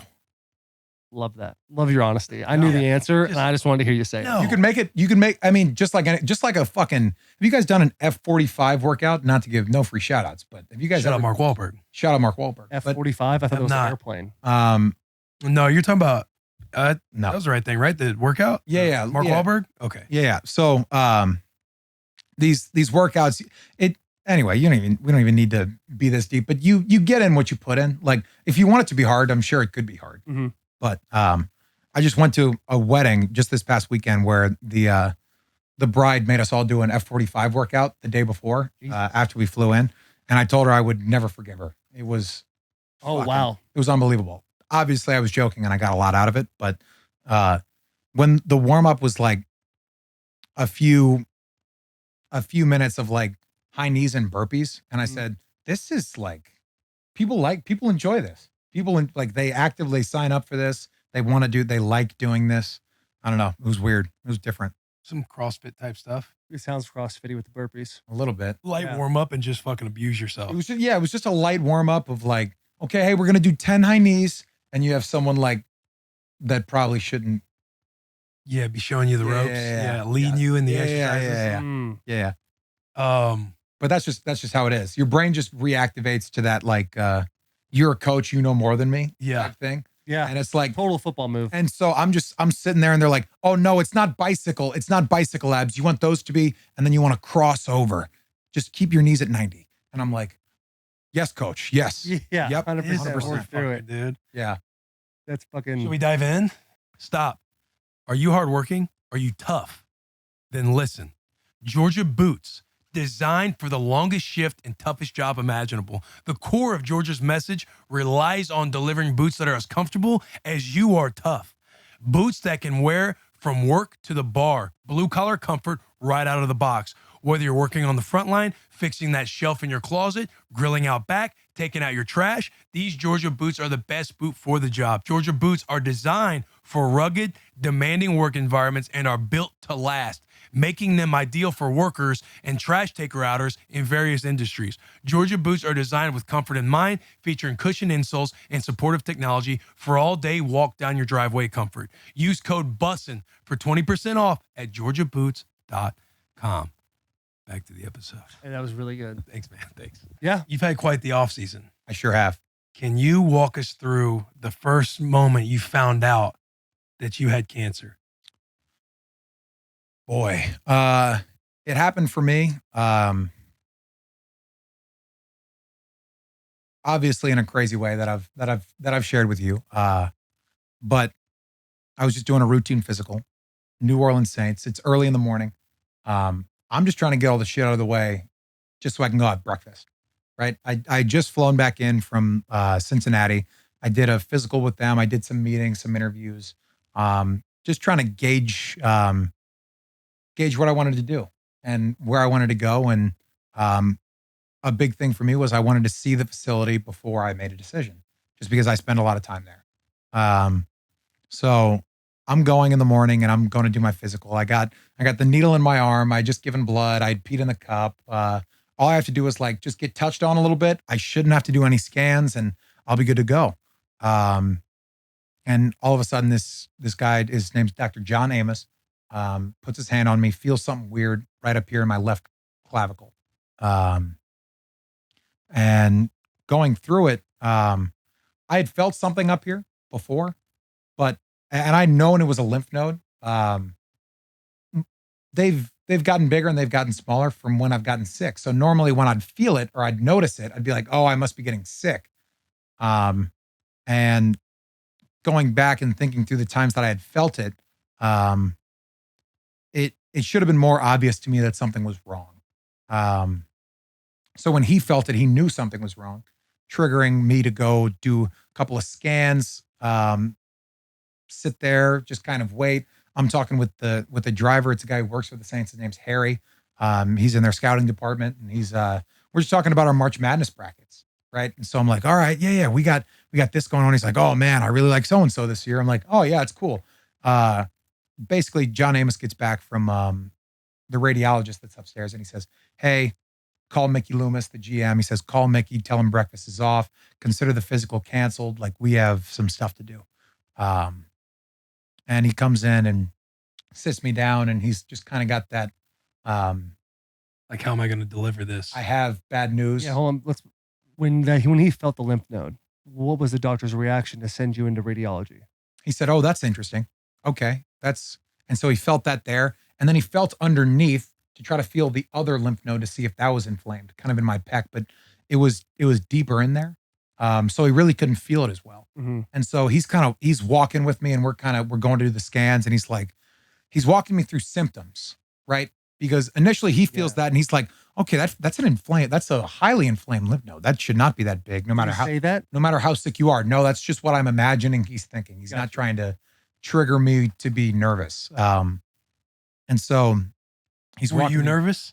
Of Were you course. starting to think like, this happened several times in my, Yeah, because the doctor, he seems like he's not trying to make it a big deal. He said, hey, we had to go do a couple scans. My first thought would be like, hey, what are the scans about? Like trying to figure out the answer to the question. Answer to the reason. We were trying to figure it out as we were going, right? Because it's a routine physical. He's not supposed to find anything, right? He's more looking, and he's doing that for me. He's not really doing that for the team. Yeah.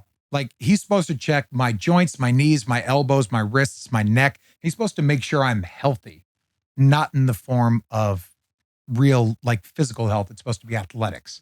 But it was the first thing he touched. And from there, you could just kind of see he was a little more frantic, not really as patient. And he really just started to like kind of get things into gear. From there, I'd kind of felt like, yeah, there was, there's probably something going on. Especially when we started doing tests and he was a little nervous about it. I'm like, okay. For me at that point, I'm like, okay, this could be really bad. Cancer, probably. This could be this. You thought to yourself. That was my initial thought. I'm like, and probably 2 or 3 weeks before that, I had felt that and said, God, what if that's just like a tumor in my body? Like, what if that's not supposed to be here? It doesn't feel like that over here. What if it is cancer? I'll probably find out on my free agency visits. And then that comes up, free agency comes up. I'm stressed out. I'm not thinking about it. Right. And then I go through my first physical, nothing, he doesn't feel it. Nothing happens. He doesn't check. And then the second guy comes and I'm like, oh yeah, I did have that. That is weird. Anyway, he comes and sits down with me and he says, okay, so, let's talk about, Hodgkin's lymphoma. I'm like, okay, that's a big word. Right. And I'm just kind of going through it and trying to figure out kind of what he's saying or how sure he is. Right. Because obviously he wouldn't bring it up to me if it wasn't a possibility. And so in a weird way, the kind of pieces start to fit to the puzzle and the dots start to connect a little bit. And I'm like, okay, that's different. That's interesting. He's like, let's go talk to the radiologist and he'll explain to you everything that's going on. After about 5 minutes of telling me about how curable and treatable Hodgkin's is. I'm like, okay, that's different. So let's go do that. We talked to the radiologist. I'm still like, I'm at a coin flip. It could be like a benign cyst of something in my neck, or it could be cancer. And so we start talking to the radiologist and he's explaining to me how it's, that's not what it's supposed to look like. It's, you got them here. You got a couple different spots throughout your body that are that kind of light up when we put this fluid into you and did this scan. I'm like, okay, where's the burden of proof? I remember asking him. And he says, what do you mean? I'm like, well, do we have to prove that it is or that it isn't? And I said, okay. And he said, well, we got to prove right now to me looking and feeling, despite you not having any symptoms, we'd have to prove that it's not, certainly. And I'm like, okay, to about what percent? He goes, upper 90s, 97% Hodgkin's lymphoma in my brain. And I said, 97. That's a lot. And so he said, we'd like to do a biopsy. We'd like to do it as fast as we can. If we let you leave this hospital right now without having anything done, then like you're susceptible to not knowing anything and it taking a lot longer for you to find out. I'm like, fuck, okay, let's do it now. So they give me some lidocaine, cut me open. I'm still awake. Take some core samples out. And then the same guy I was talking about with the March Madness bracket, Harry, he drives me back. And funny enough, I'm in New Orleans. My mom is 10 minutes away from the hospital. And so I walk in after having called my mom and telling her all the information right before the biopsy. And I just break down.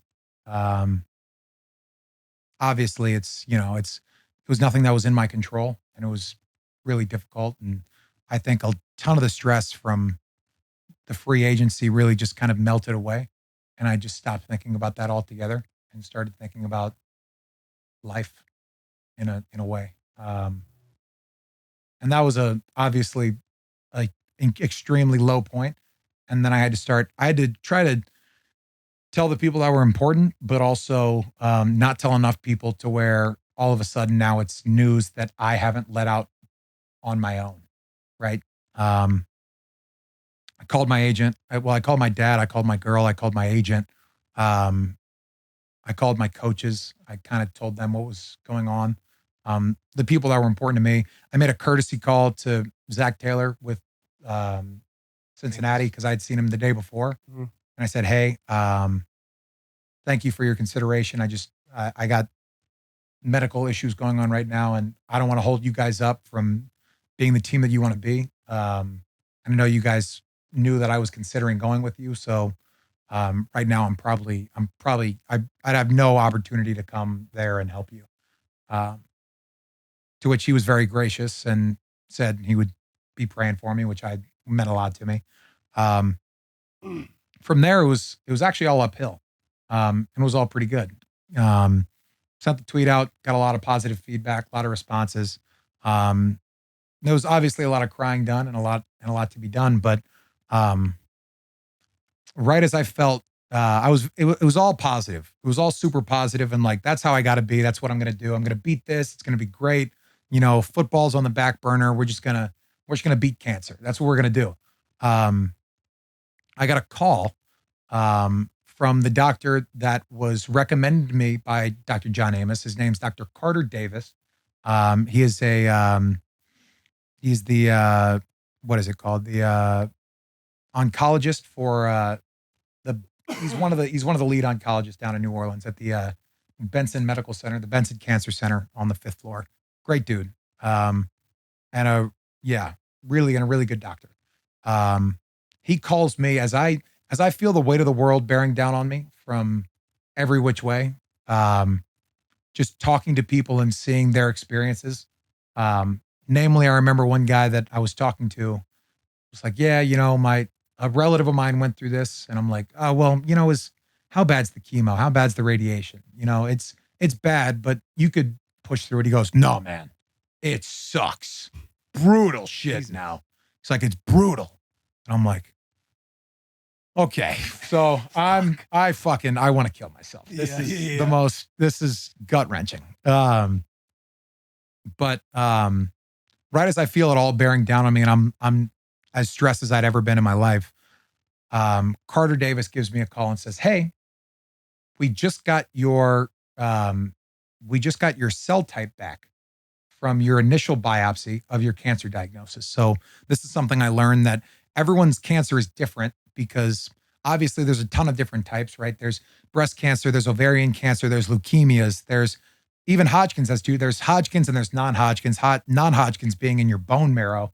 There's just so much that I didn't know and that couldn't be learned. And from there's different cell types. So I had there's 95 to 97% of patients have lymphocyte predominant cell type, which means it's the most researched form of Hodgkin's lymphoma. What I wound up having was it was nodular lymphatic predominant Hodgkin's lymphoma. So it was less aggressive, it was slow moving, and it didn't require chemo, radiation, or any of the other life-altering things that you'd have to go through. That's my journey. So my journey's different. And when he told me that was possibly what I had, tears came to my eyes, and I said, oh my God, like this is God's active hand waving over me. I was shocked. I was shook. I'm still shook thinking about it. It gives me chills. And it makes my heart race. But there was just such an outpouring of faith and belief and prayer that had been sent to me. I couldn't see it any other way. And I did a secondary biopsy that you could see right here, where they put me under, took out a ton of that lymph node and ran a bunch of tests just to make sure it was what we thought it was. They were what we thought. Yeah. Whatever. Anyway, but it was. It wound up being I love just humor in the middle of it. Yeah. Gotta get that. They were who we relief. thought they were. Yeah.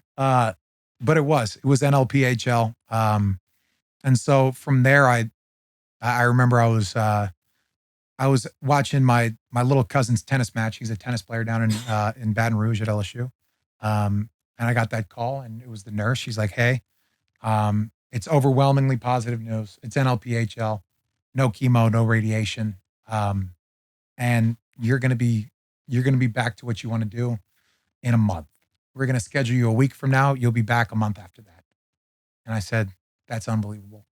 No way. That's honestly the greatest news I might, next to an I do from the person I marry, and it's a boy or it's a girl and it's a healthy baby. That'll probably be the best news I ever received in my life. Unbelievable. So I went and I did my one transfusion with this drug called rituximab. And from there, the ensuing Tuesdays, I did shots in the stomach of the rituximab. And after that, I walked out of that hospital, and the day after, I signed with the Saints. Fuck, That's man. a That was. fucking wild story. Yeah. How long was that? When you received the news that you had, Yeah. that you had cancer, and then you're telling your family, the waterworks is happening. How long is it as you're finding out? Like it's uphill from there. Like when did it start to seem like okay, maybe it's not. Maybe it's not going to be Right. easy or as hard. Maybe it's not going to be as hard as I had imagined.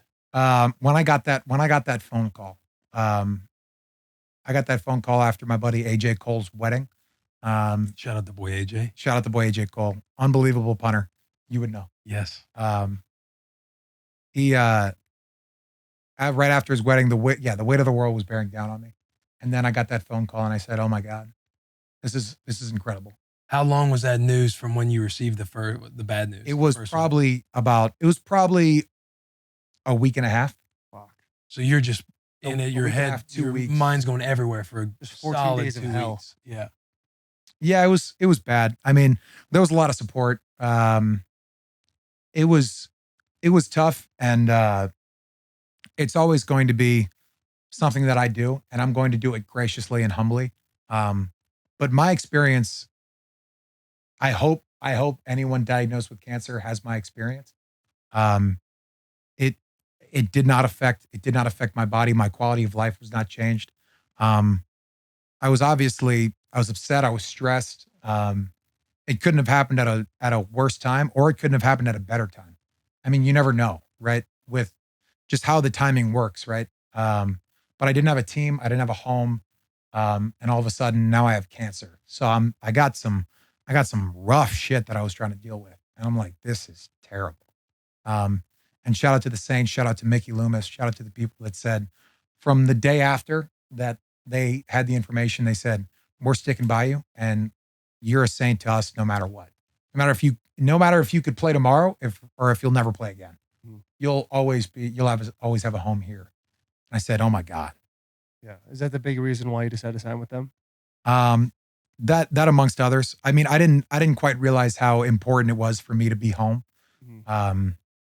I mean, just having to deal with everything and trying to find another hospital or just another place to do the blood work or another person I would trust as much as the people that were already taking care of me. That'd have been difficult. I'm sure there are plenty of wonderful doctors at the other spots I was considering, but it really dawned upon me once I walked into the facility, which was 12 minutes away from my mom's house. And I said, yeah, this is exactly where I needed to be right now in this very moment. It seems like you handled everything gracefully. One thing you said that you actually called Zach Taylor yourself. Was that something you were like, I want to make sure and call this coach? Because the next guy could easily just say, hey, do me a favor to your agent, call this guy and let him know that this is going on. It's no secret that, they're having a lot of success up in Cincinnati. And you could look at the stats and you could look at Joe, you could look at Jamar, you could look at T. Higgins, you could look at Joe Mixon, you could look at their O-line, their defense, their secondary, their franchise safeties, who they don't have anymore. But regardless, you could see on paper and on the field, on the grass, why they're having so much success. Talking to Zach Taylor, you could tell that all that success is being managed in an extremely positive way. It seemed like he was doing things in a really positive light. it was something that I definitely was going to consider down the line. But it was just, it was a courtesy I know that he would have extended to me. And it's just, it wasn't in my place to just lead someone on or just kind of keep misinformation perpetuating. That's not my MO. Yeah. Yeah. But anybody who has, tough information, they might want to just focus on themselves and just make their agent do it. Like, Yeah. Can you reach out to Zach and say all that? That's why I asked that question. Is like, very personable of you to go and call another head coach and say, I appreciate it, but here's what's going on, X, Y, and Z. Yeah. In the middle of dealing with an emotional battle that you're dealing with. Yeah. I talked to him the day before. Mm-hmm. Honestly, Taylor, it just seemed like he was a guy that I wanted in my corner with a prayer. Mm-hmm. I'd stand by that. Yeah. Yeah. When you look at everything now, going through all that and it being as minimal as it could have possibly been, like how has your outlook changed on life before all this and then after? Man, I'm gracious. I'm grateful. I'm thankful. And there's been plenty of times where I thought, like, and a lot of the times for me, it was the wrong way. It's the wrong way to do it. But like, we just did 10 OTAs. Really, we did 9 OTAs and then 3 mini camp practices. And I was like, there'd been something there'd been a play that I went back. There's always a play you went back, right? It's like, fuck. God, I mean, Cam Jordan gets off the ball and like, I'm behind the snap count. It's a quarterback that isn't Derek, which is crazy that we're back together and we could talk about that. But, it's a guy whose cadence I wasn't ready for. And now Cam Jordan's in the backfield and I'm scrambling and I look like an idiot. And I'm like, God, this fucking sucks. And then I'm kicking myself all day. I'm down. I'm like, God, I'm fucking pumping weight. All I'm thinking about is just being laid off the ball. And I'm like, this fucking blows. And then I'm like, it could be a lot worse. It could be sitting by the river there in the Benson Cancer Center, just with an IV in your arm for 8 hours, going through rituximab, or something worse, going through chemo or radiation. Like it's always worse. And everyone has their own set of problems. Anyone you walk past and anyone in this bus has their own battle that they're fighting right now. But it gave me a lot of perspective. Yeah. Fuck, man. This is, I appreciate you sharing all this stuff too. I can only imagine how hard it was to tell your parents. Yeah, that was difficult. I'm extremely close with both. I spent a lot of time with my mom. And naturally she's a little skeptical. She doesn't trust medicine all that much. Hell yeah. Yeah. Conspiracy theories. Yeah, a little bit. Just down south. All the way back. A little bit. I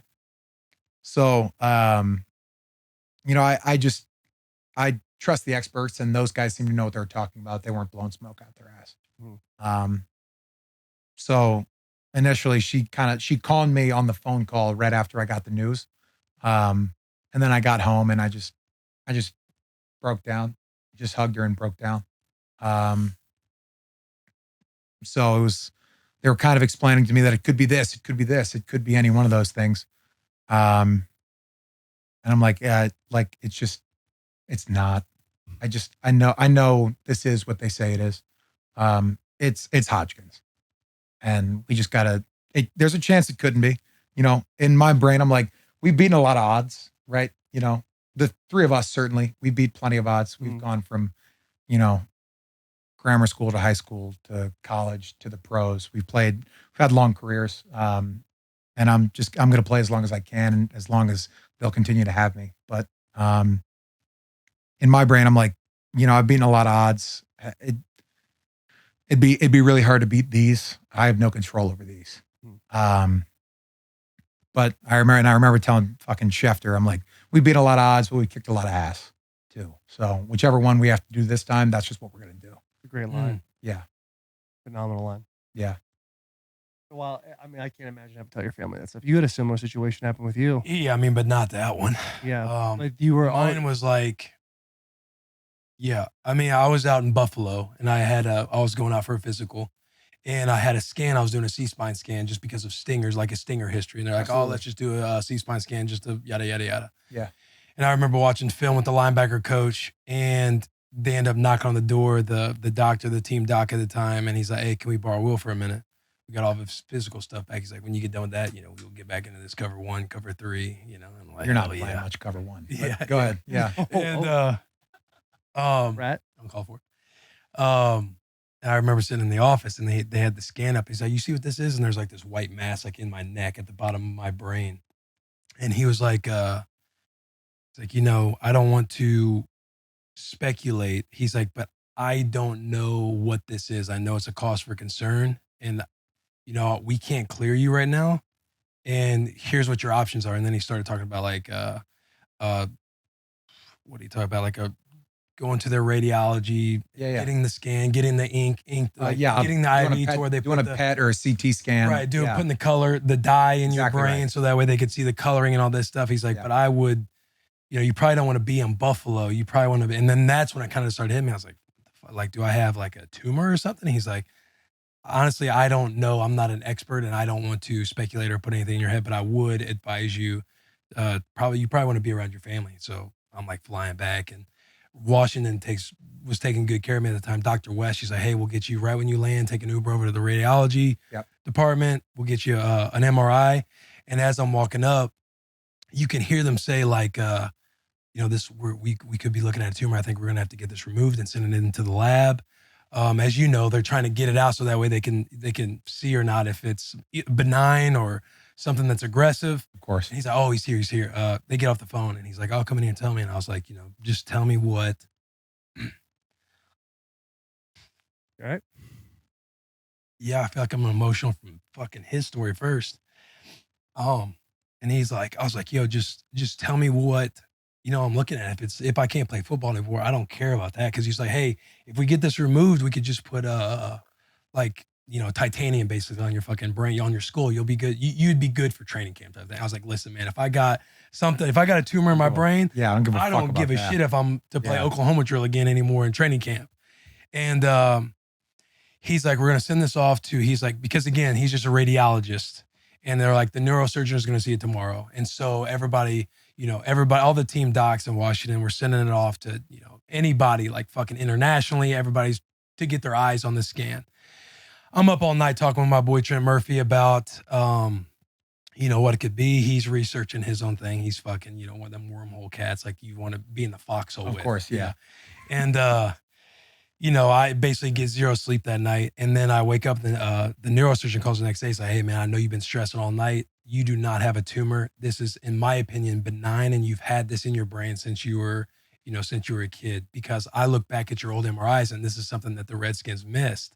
He's like, "It is a hard thing to miss, but it is on some of your old C-spines. So I'm under the impression that it's been in there since as early as whenever I had my first, like, either stinger, whatever, in 2014. Yeah.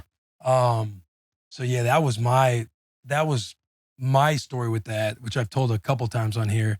But I remember the hardest call being to my dad about it. I don't know why I'm crying. So stupid. Yeah, brother, it's all good.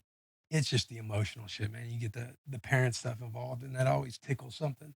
But that was the hardest call, so that's why I asked that. Of course. That's my story. Let's please, for the love of God, let's move on to something else. So Denzel Washington. Yeah, Denzel Washington, man. Fucking. I guess no range. Yeah, no range in that Like one. a flintlock pistol. Yep. No range. Straight ahead. That's all he's got. It's a wild deal, man. It is. The entire time you're telling that story, I'm like, when you talked about it, I go home, and then that's the moment I break down. I just feel it rising up in me. I'm like, I'm thinking, thankful you're asking questions too, because I'm like, fuck, man, because you're obviously a friend too, and I can only imagine how difficult that was, just because you actually were receiving bad fucking news, and I can, I just remember that moment for myself, and you're just like, you almost don't know how to wrap your brain around it at first when you're first hearing it, and then you're speculating until you get whatever the results are, and you kind of like, it didn't necessarily hit me until I was actually trying to get it on my mouth and tell my dad, because I was like, yo, don't tell mom. Wasn't going to tell my wife now, but wasn't going to tell Charo until I knew like what results actually were. But that's when I realized how like, yo, this could be something real that's going on. But Yeah, man, that story is wild. Yeah, there's just so much information. I mean, when I initially got it, I just kind of went into that just take information for what it is and try not to be emotional right now. Mm-hmm. Like just really just perked up, wide-eyed, and just kind of like just tried to pierce this guy's eyes with mine and just understand what he's saying, gather as much information and facts as I could, just so that I could relay the information as clearly and accurately as possible. Yeah. And yeah, that's kind of the mode that I went into. But as soon as all that melts away and you have given all that information, then you become a human being again. Yeah. And it's, especially when you see the reactions of others too, and just, of course, there's parts of like, in a like our line of work and everything else, you try to quickly wrap your arms around it to see it as like, of course, how am I going to beat this motherfucker? And you see it kind of as like a challenge type of thing, or like, then you almost, I would assume if it continued down that road of it being something like a tumor, it would almost be harder to see anybody else around me reacting versus of course, my own self. Cause yeah. you're trying to explain it. Everybody's trying to be there for you. You don't know if you're probably in the mood to talk at times about it. Yeah. It's on everybody's mind. It's It like, is. Let me just That's fucking address this elephant in the room. No, that's exactly right. So it's like, it's one thing that I didn't want to do, is go on like a media circus. But there could have been some like, it's just, the thing is I didn't want to like popularize going on like, and just doing a bunch of different interviews for a bunch of different people and just trying to like, I didn't want it to make it seem like I was trying to build my brand through my diagnosis. Mm-hmm. And I know that's like a crazy thing for me to say, because obviously that's not happening. It's just, I already have a bit of a brand. And then all of a sudden this crazy news jumps and I'm a free agent. Okay, I get this information out. That was a fear that I had initially going in, but talking to people, they've been just so supportive of it. Obviously I talk about it a lot, just because it is so well known that I have now gone through this, even though I don't look or feel any different. Mm-hmm. Yeah. That was the thing too. When that news came out, obviously that's a viral thing. Like it was fucking spreading like wildfire. Yeah. And having you on the bus now, it's almost like a part of me was like, I see you sign with the Saints. And I'm like, man, this is fucking awesome that he's, whatever's going on with the story and everything else. But I'm almost like, so is he like cancer free? Because you haven't done a lot of talking about, not that you should be doing it, but yeah, exactly. You do have that up in the air. It's like, man, he's fucking out there playing right now. Like, should he be out there are they taking care of my guy out there? Should he be out there playing? Fuck. Yeah. There. Yeah. I mean, holy shit. I have one last scan. I think 9 days or 8 days from now, June 29th. And that will be another, I think that'll be another PET scan where they shoot you with radioactive sugar, basically. And you go in and you do it. The sugar basically targets, and I could pull up a picture for you, but the sugar targets the parts of your body that are consuming it, right? So like it'll go to your brain, your heart. You'll see sugar in your bladder. But then the other parts that pop up on the scan, those are the parts that are eating up the sugar, and those are considered to be cancerous. So for me, I had them here, and I had some here. I'll have one last scan to see how much those have gone down due to the rituximab. And after that, if I go on there and see like a limited amount of black spots, I will, in my own head, have rung the bell, and I would have been done in remission at that point. Yeah. That's in 9 days. That'll be in 9 days. Is there any anticipation for that? Or you feel pretty confident right now? I feel good about it. Everyone takes to the medicine. Everyone takes to the rituximab in a different way. And I've been quoted as calling this a life sentence for myself. I might never have to do it again, but the studies and statistics show that I might have to go do more of this stuff. But at that point, it's still not chemo. It's a drug that I'm now familiar with and my body's familiar with. So it'd be, hopefully in my brain, this is just the way that I see it. It'd be like maybe four more treatments a month long 10 or 12 or 15 years from now, right? And then maybe do it more after that and more after that, and just once every year or 2 years, going in and doing a scan and making sure it's not growing. But for me, it seems like the NLPHL, that diagnosis of it not being aggressive or growing or really spreading all that fast, that'll always kind of be the thing that I lean back on and say, okay, like regardless of what it is, I'll be okay.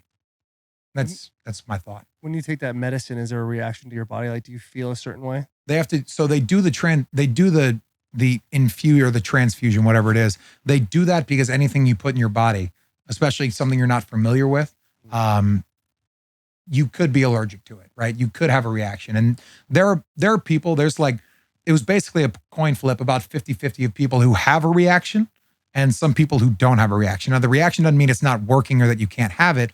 It just means that you're introducing it to your body too fast. For me, I did not have that reaction.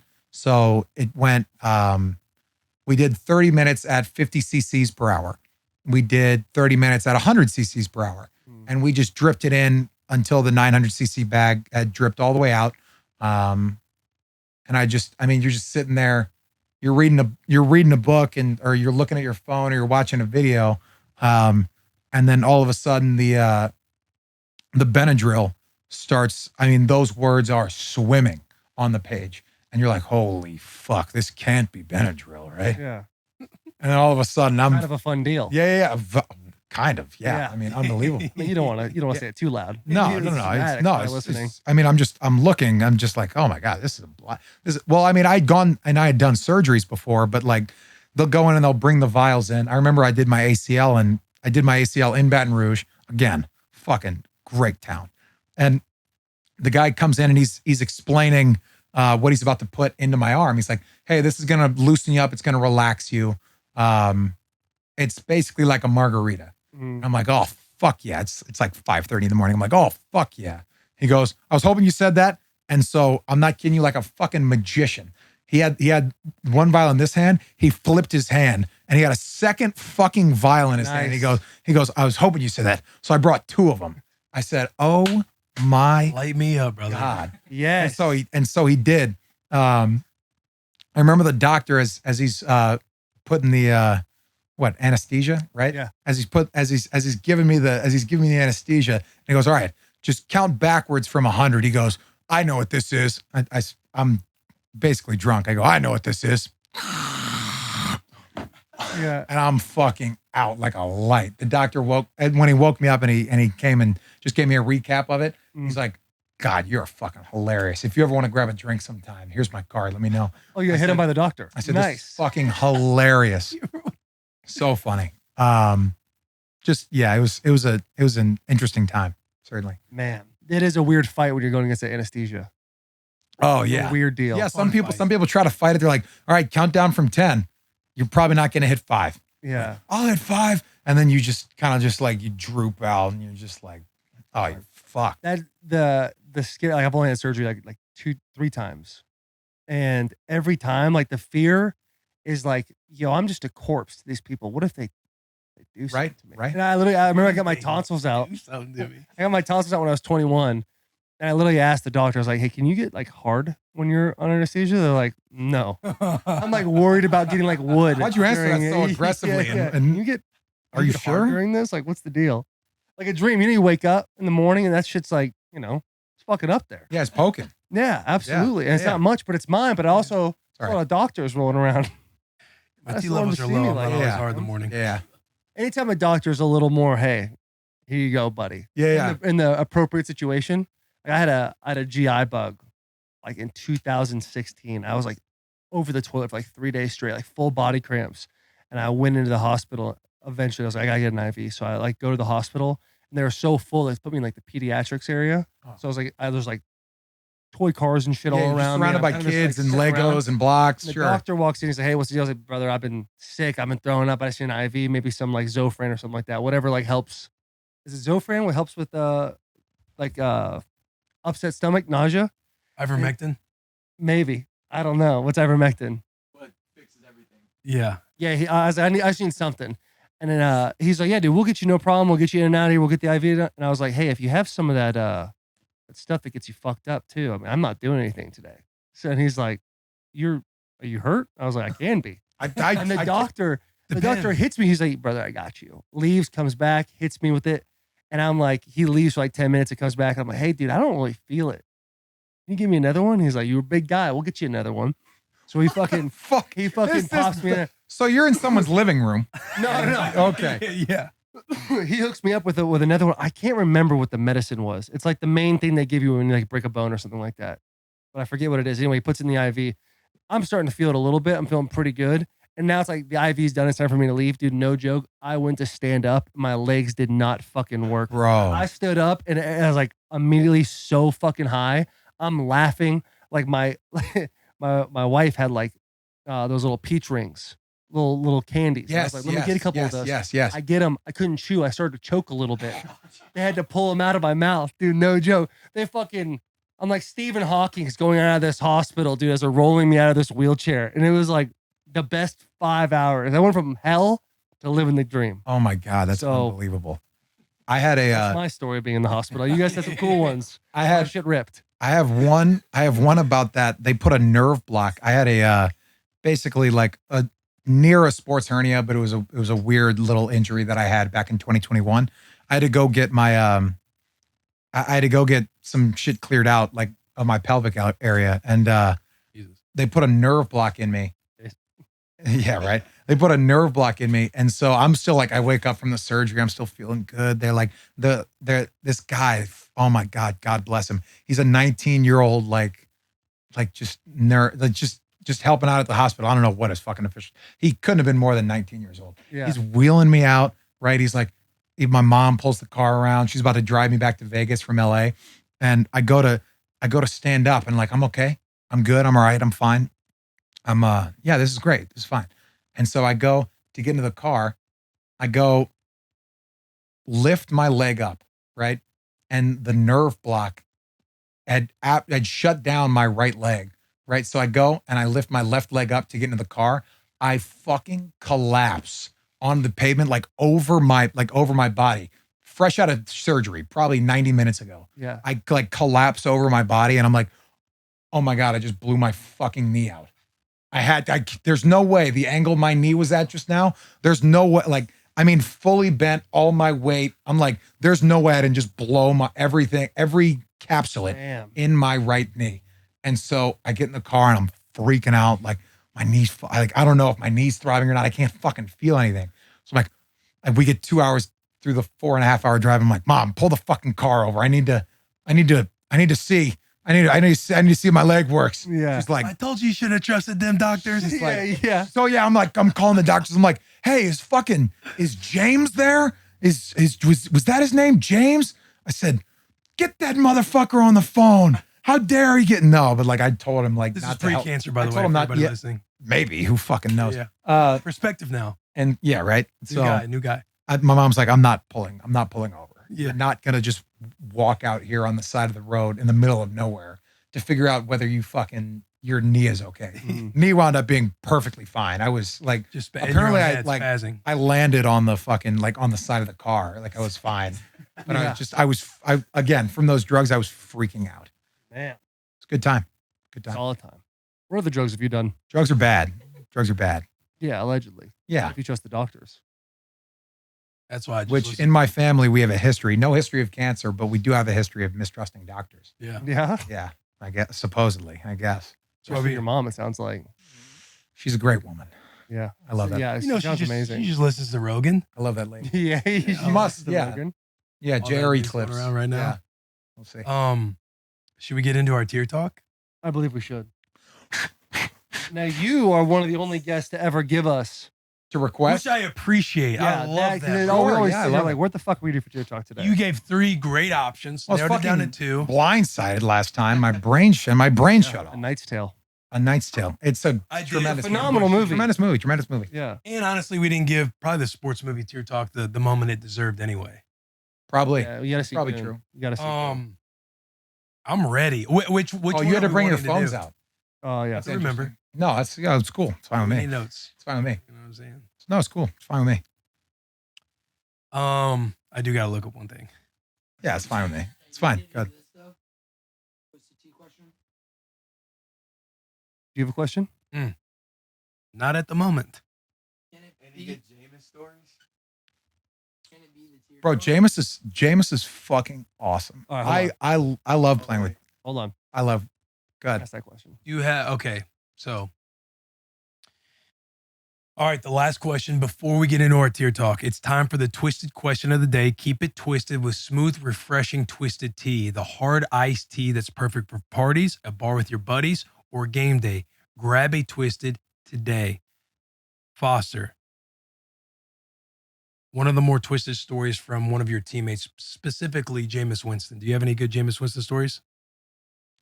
You know, he just kind of made the news for his bow fishing antics.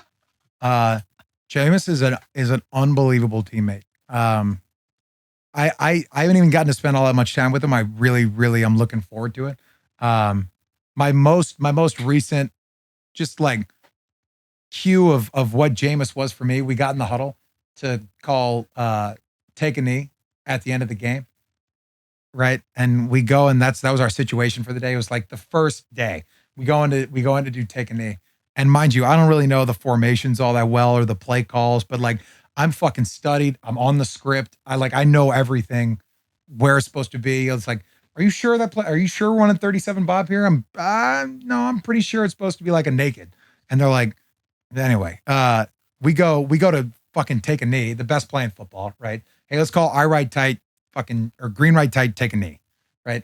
Jameis gets in there, and I fucking, for the life of you, can't tell you what he said, but it was something like, all right, boys, big dub up. Let's go get this bitch on 3. No. And so I was like, what the fuck? And so I line up and we just take a knee. It's not a big fucking deal, right? And so I'm jogging off the field, and one of my tight end buddies, Lucas Kroll, comes up and he's like, what the fuck did he just call? And so I was confused. I'm still fucking confused, J-Mo. I have no idea what you said. It was so funny though that he just takes something so small and he always interjects so much personality into everything that he does. Yeah. I can't wait to go through a full fucking roller coaster of a season with him. It's gonna be awesome. It's gotta be cool that you and DC are back too. It's very cool. It's an unbelievable situation.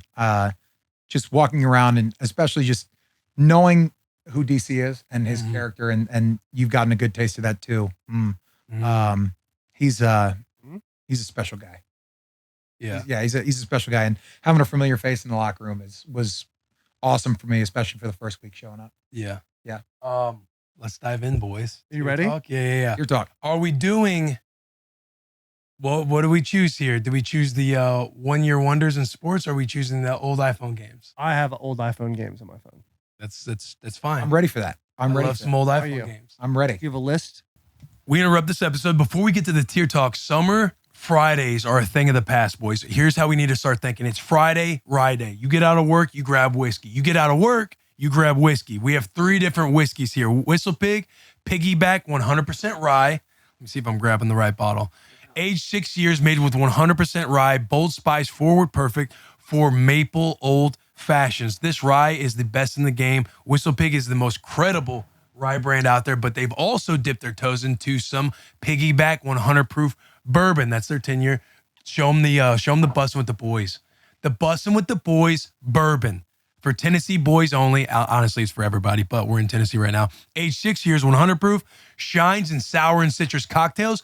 Piggyback rye's better half. Also with the boys. Now, this big dog right here, the Whistle Pig 10-year. This is the one obviously we want you to get your hands on that Bussin with the Boys, but you want that rye, you want that best rye in the game. I'm also a big fan of their 12-year, but their Whistle Pig 10-year rye, the one that started Whistle Pig, the one that started the foundation up in the hills of Vermont, the original disruptor in the game, aged 10 years, 100 proof as well. Grab yourself a bottle of Whistle Pig whiskey and kiss your workday goodbye this summer rye day. Here is the tier talk. Oh, I do get an honorable mention. It's optional. Like when we had Lenny on, he had a tier 3, a tier 2. There was no tier 1. He said, "No, I don't got a 1." Yeah, I get that. No, I understand. Yo, what a character. I fucking. Dog, yo, Lenny's one did of you the guys? best, You guys man. like Leonard? Yes, Love him. bro. Love him. He's unbelievable.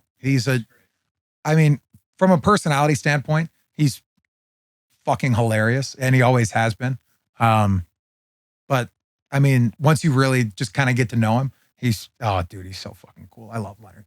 Bro, love his accent too. His personality, his swag he's behind great. it, just everything, bro. And he's and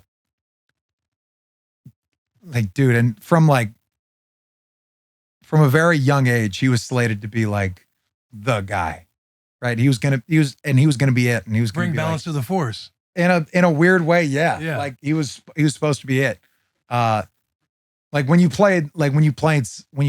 Aug, and mind you, St. Aug had a bunch of good players, but when you played St. Aug, like you were playing against Leonard Fournette, and like they were gonna do some crazy shit, but that motherfucker was gonna have the ball in his hand. Yeah.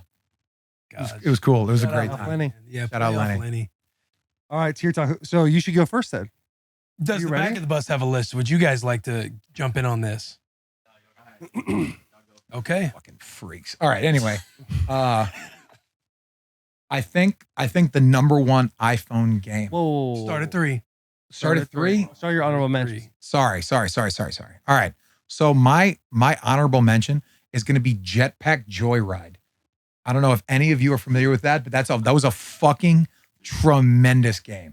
It was a really good game. You guys are looking at me like you fucking No, I don't know. No I'm out of my element. Yeah. no idea. That's fine. Jetpack Joyride. For those people who had it, it was a fire game. Fuck. Anyway, that's the honorable mention. Okay. We'll go for me. Number 3 going back was probably Doodle Jump. Was a tremendous game. It was for me, I just always had a lot of fun playing it. Doodle Jump was probably number 3. And I also logged a ton of hours on Words with Friends. That'd probably be Not about words. That'd probably be my number 2. Words with Friends was fucking awesome. Mhm. That was a great game. Well, no, they got fucking Wordle now and a bunch of other different fucking things. Anyway, number 1, and there's in my opinion, there's no way there could be anything else that was number 1. It's gotta be Angry Birds. It's gotta be Angry Birds. I understand. Like it's got a fucking movie. They've leveraged Angry Birds into different movies. It's got 4 different. It's an unbelievable game. It is a right, fun game. Right from the very beginning, it was an unbelievable game. Yeah, it is a great game. I think Yeah. your list. Are you aware that we all go around the room now and say one word how we feel about your list? No, but I'm excited for that. I'd like to do a second honorable mention. I'm breaking. I had one that I had remembered that I really wanted that would have replaced Words with Friends, but I stand by Words with Friends.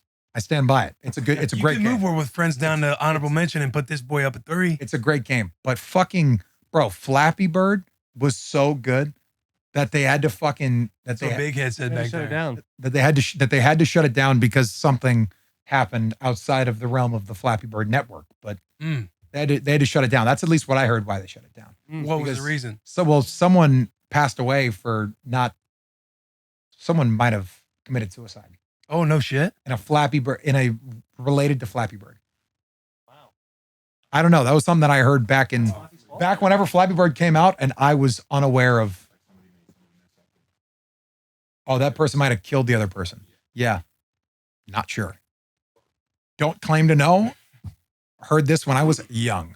Yeah. Anyway. Please do not quote me. Okay. So yeah, I'd go Angry Birds, and I can't have fucking 2 different bird games as 1 and 2. Now fuck that. I'm sticking with Words with Friends. Doodle Jump at 3 was a fucking awesome game. And I know some of the games you guys are gonna say, but I promise they're not that great. And then You don't know some of the games. Like no, I do. And then honorable mention was whatever the fuck I said. Thank you. Appreciate it. Good toss. Thanks. And your last time you were here, the list you guys had, Will had 2 football movies. You can absolutely have 2. No, I'm good. I Just giving you the out if you want it. Mm. Just giving it if you want it, brother. can we do the word now? Yeah, Garrett. Gamer.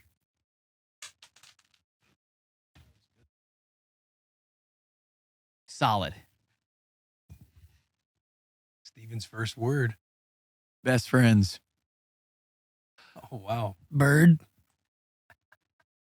Impeccable. Well versed. Veteran. That means a lot. That means a lot. That means a lot. And you got the Fred's tee on. That means a lot. Can we go? Would you like to go? Yeah, I'll go. Go ahead, brother.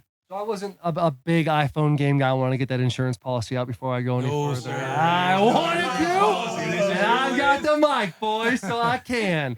My tier 3 is going to go to an OG. You're running away from those crazy monkeys the whole time. It's going to be Temple Run. Temple Run's a good one, collecting the coins, moving back and forth. You're sliding, you're jumping, you're moving all over the place, getting through the elements. Temple Run's a solid fucking game. My tier 2 is a game I still play to this day. Well, is it classic iPhone games? Or can But it it's be whatever. iPhone It's game? whatever you want. I could almost. I know what you're gonna say. What am I saying? You're gonna say Clash of Clans. No. Wow. Idiot. No. Fucking dumb fuck. You are a gamer. Yeah, you're a gamer. You're an absolute gamer. Maybe You play Super Smash Brothers on Nintendo 64? I have. You any good? I'm okay. Okay. I was better on Melee. All right. My tier 2 is going to kind of be contradictory to everything I've said about this sport, but Ultimate Golf. It is a game you can play with your friends, play against each other. You go hole to hole. It's fun. There's tournaments. When did that come out? 20.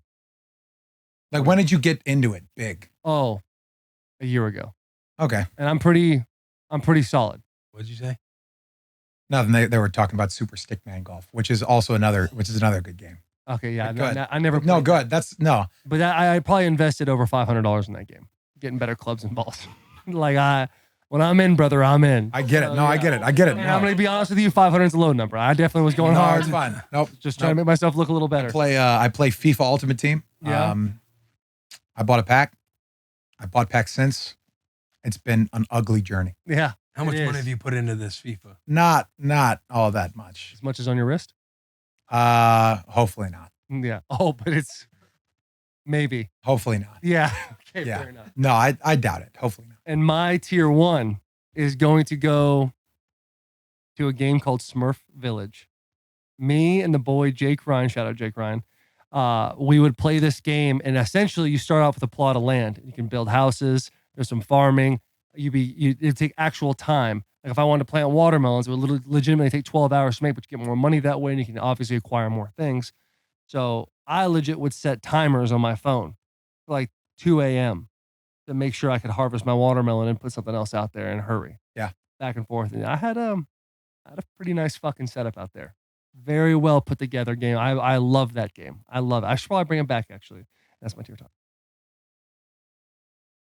Hear it? Not listening. No. What were you listening? Dude. Interesting. Variety.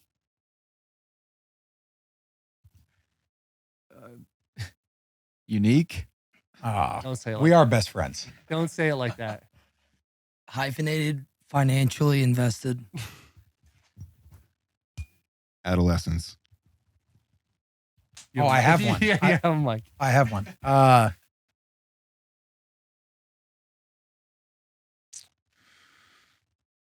Thick.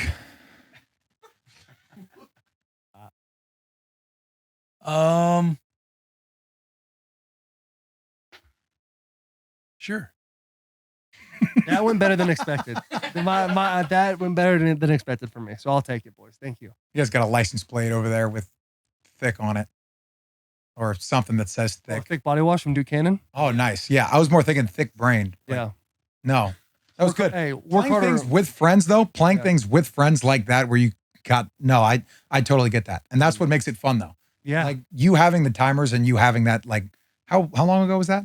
That was Like college, yeah. 2012, 2011. Yeah. Having those like suppressed but kind of burned memories. Mhm. That's the part of the fun, the old. And I feel like all those games with timing, like there's all those games where you got to wait for something to get hatched or grown or built or whatnot. I feel like a lot of that too is in like the college years, like when you're in the training room and you're just bored as fuck, trying to tap in. Yeah. As much as then you're like, fuck, now I gotta, what can I do next In the between training room? meetings, you're checking real quick, getting yeah. stuff done. But yeah, you're at the bar. It's 3 a.m. You're like, holy fuck, my cantaloupes. Yeah. I forgot to check on my cantaloupes. Oh I'd be on the shit. bar doing. I'm making sure. Yeah. My favorite like time invested game like that was when they came out with like Jurassic Park, like building a little world. We can. I didn't even know that existed. Yeah. But so it's hard because you just get so impatient. Mm-hmm. But anyways, my honorable mention is going to go to your one, Angry Birds. I feel like that's not necessarily my generation. You know what I mean? I feel like that was kind of a later developed. I wanted to pick a few games that like, some OG games. Sure, you're different. Yeah, my tier 3 is going to be an interesting one. And I would be fascinated. I would be surprised if anybody has heard of this game because it was only on the iPhone 1 and you could only when you could jailbreak your phone, you could get this game and get more levels by jailbreaking even farther when you got on the, the websites and shit like that. Shout out to Nick Hallett, who always got us the newest levels. But it goes to iDigger. You got to go through all these levels and you're racing against creatures underground. You're trying to build stuff out. You're trying to move objects. iDigger was the first iPhone game we all fell in love with. Shout out North County High School back at North County when we were, I don't know what if you're with me. Yes, sir. They'll be back one day. Tier 2 is going to go to Kingdom Rush. Kingdom Rush, any type of tower defense game, like when being in the training room and everything else, I loved all the tower defense games. But Kingdom Rush was the first one I fell in love with, like building up, all of your armory, your defense, your fucking, your attackers, like getting leveling up to 3 levels, all that stuff. All the tower defense games, I was obsessed with those. And my tier 1, Fun Run. Fun Run back in like 2012, 11, 13 era. Fun Run decided lineups in one of my boys' weddings because he couldn't decide how he wanted to label us. John Wigger, shout out the boy John Wigger. Another one. What's he doing that? He didn't want to choose out of the 4 of us how he was going to put us in line, so we all had to play Fun Run. Another one, the boys wanted a Nebraska game jersey, so I made him play Fun Run to see who would get the Nebraska game jersey.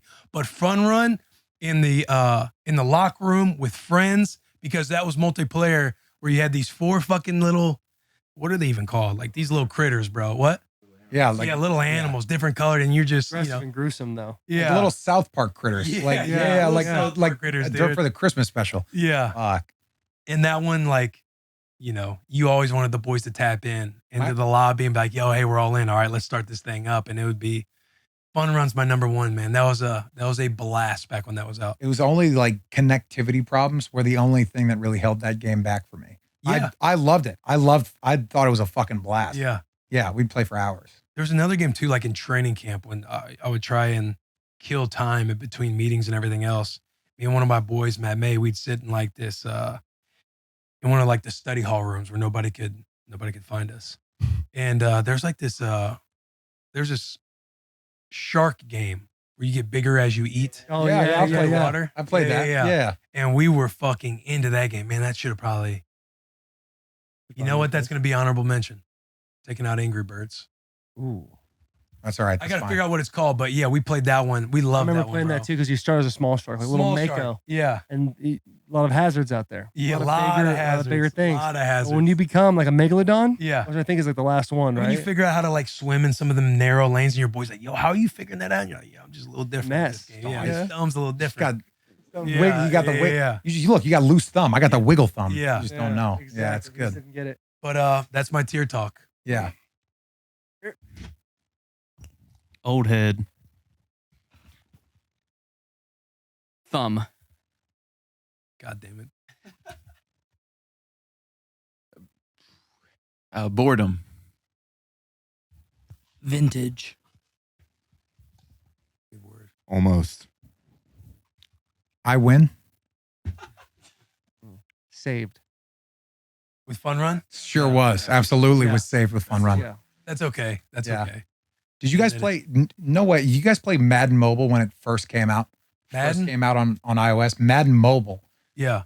Fucking unbelievable game. That was, I guess it just wasn't Telling good. you, it was crazy fun for that 1 year that it came out. Did you ever play the ESPN linebacker game? You make the app yourself? Was that a real? Yeah, I was gonna say, was that a No. fever dream? There was a linebacker game, and your boy, I was fucking like a top 50 in the world score at one point.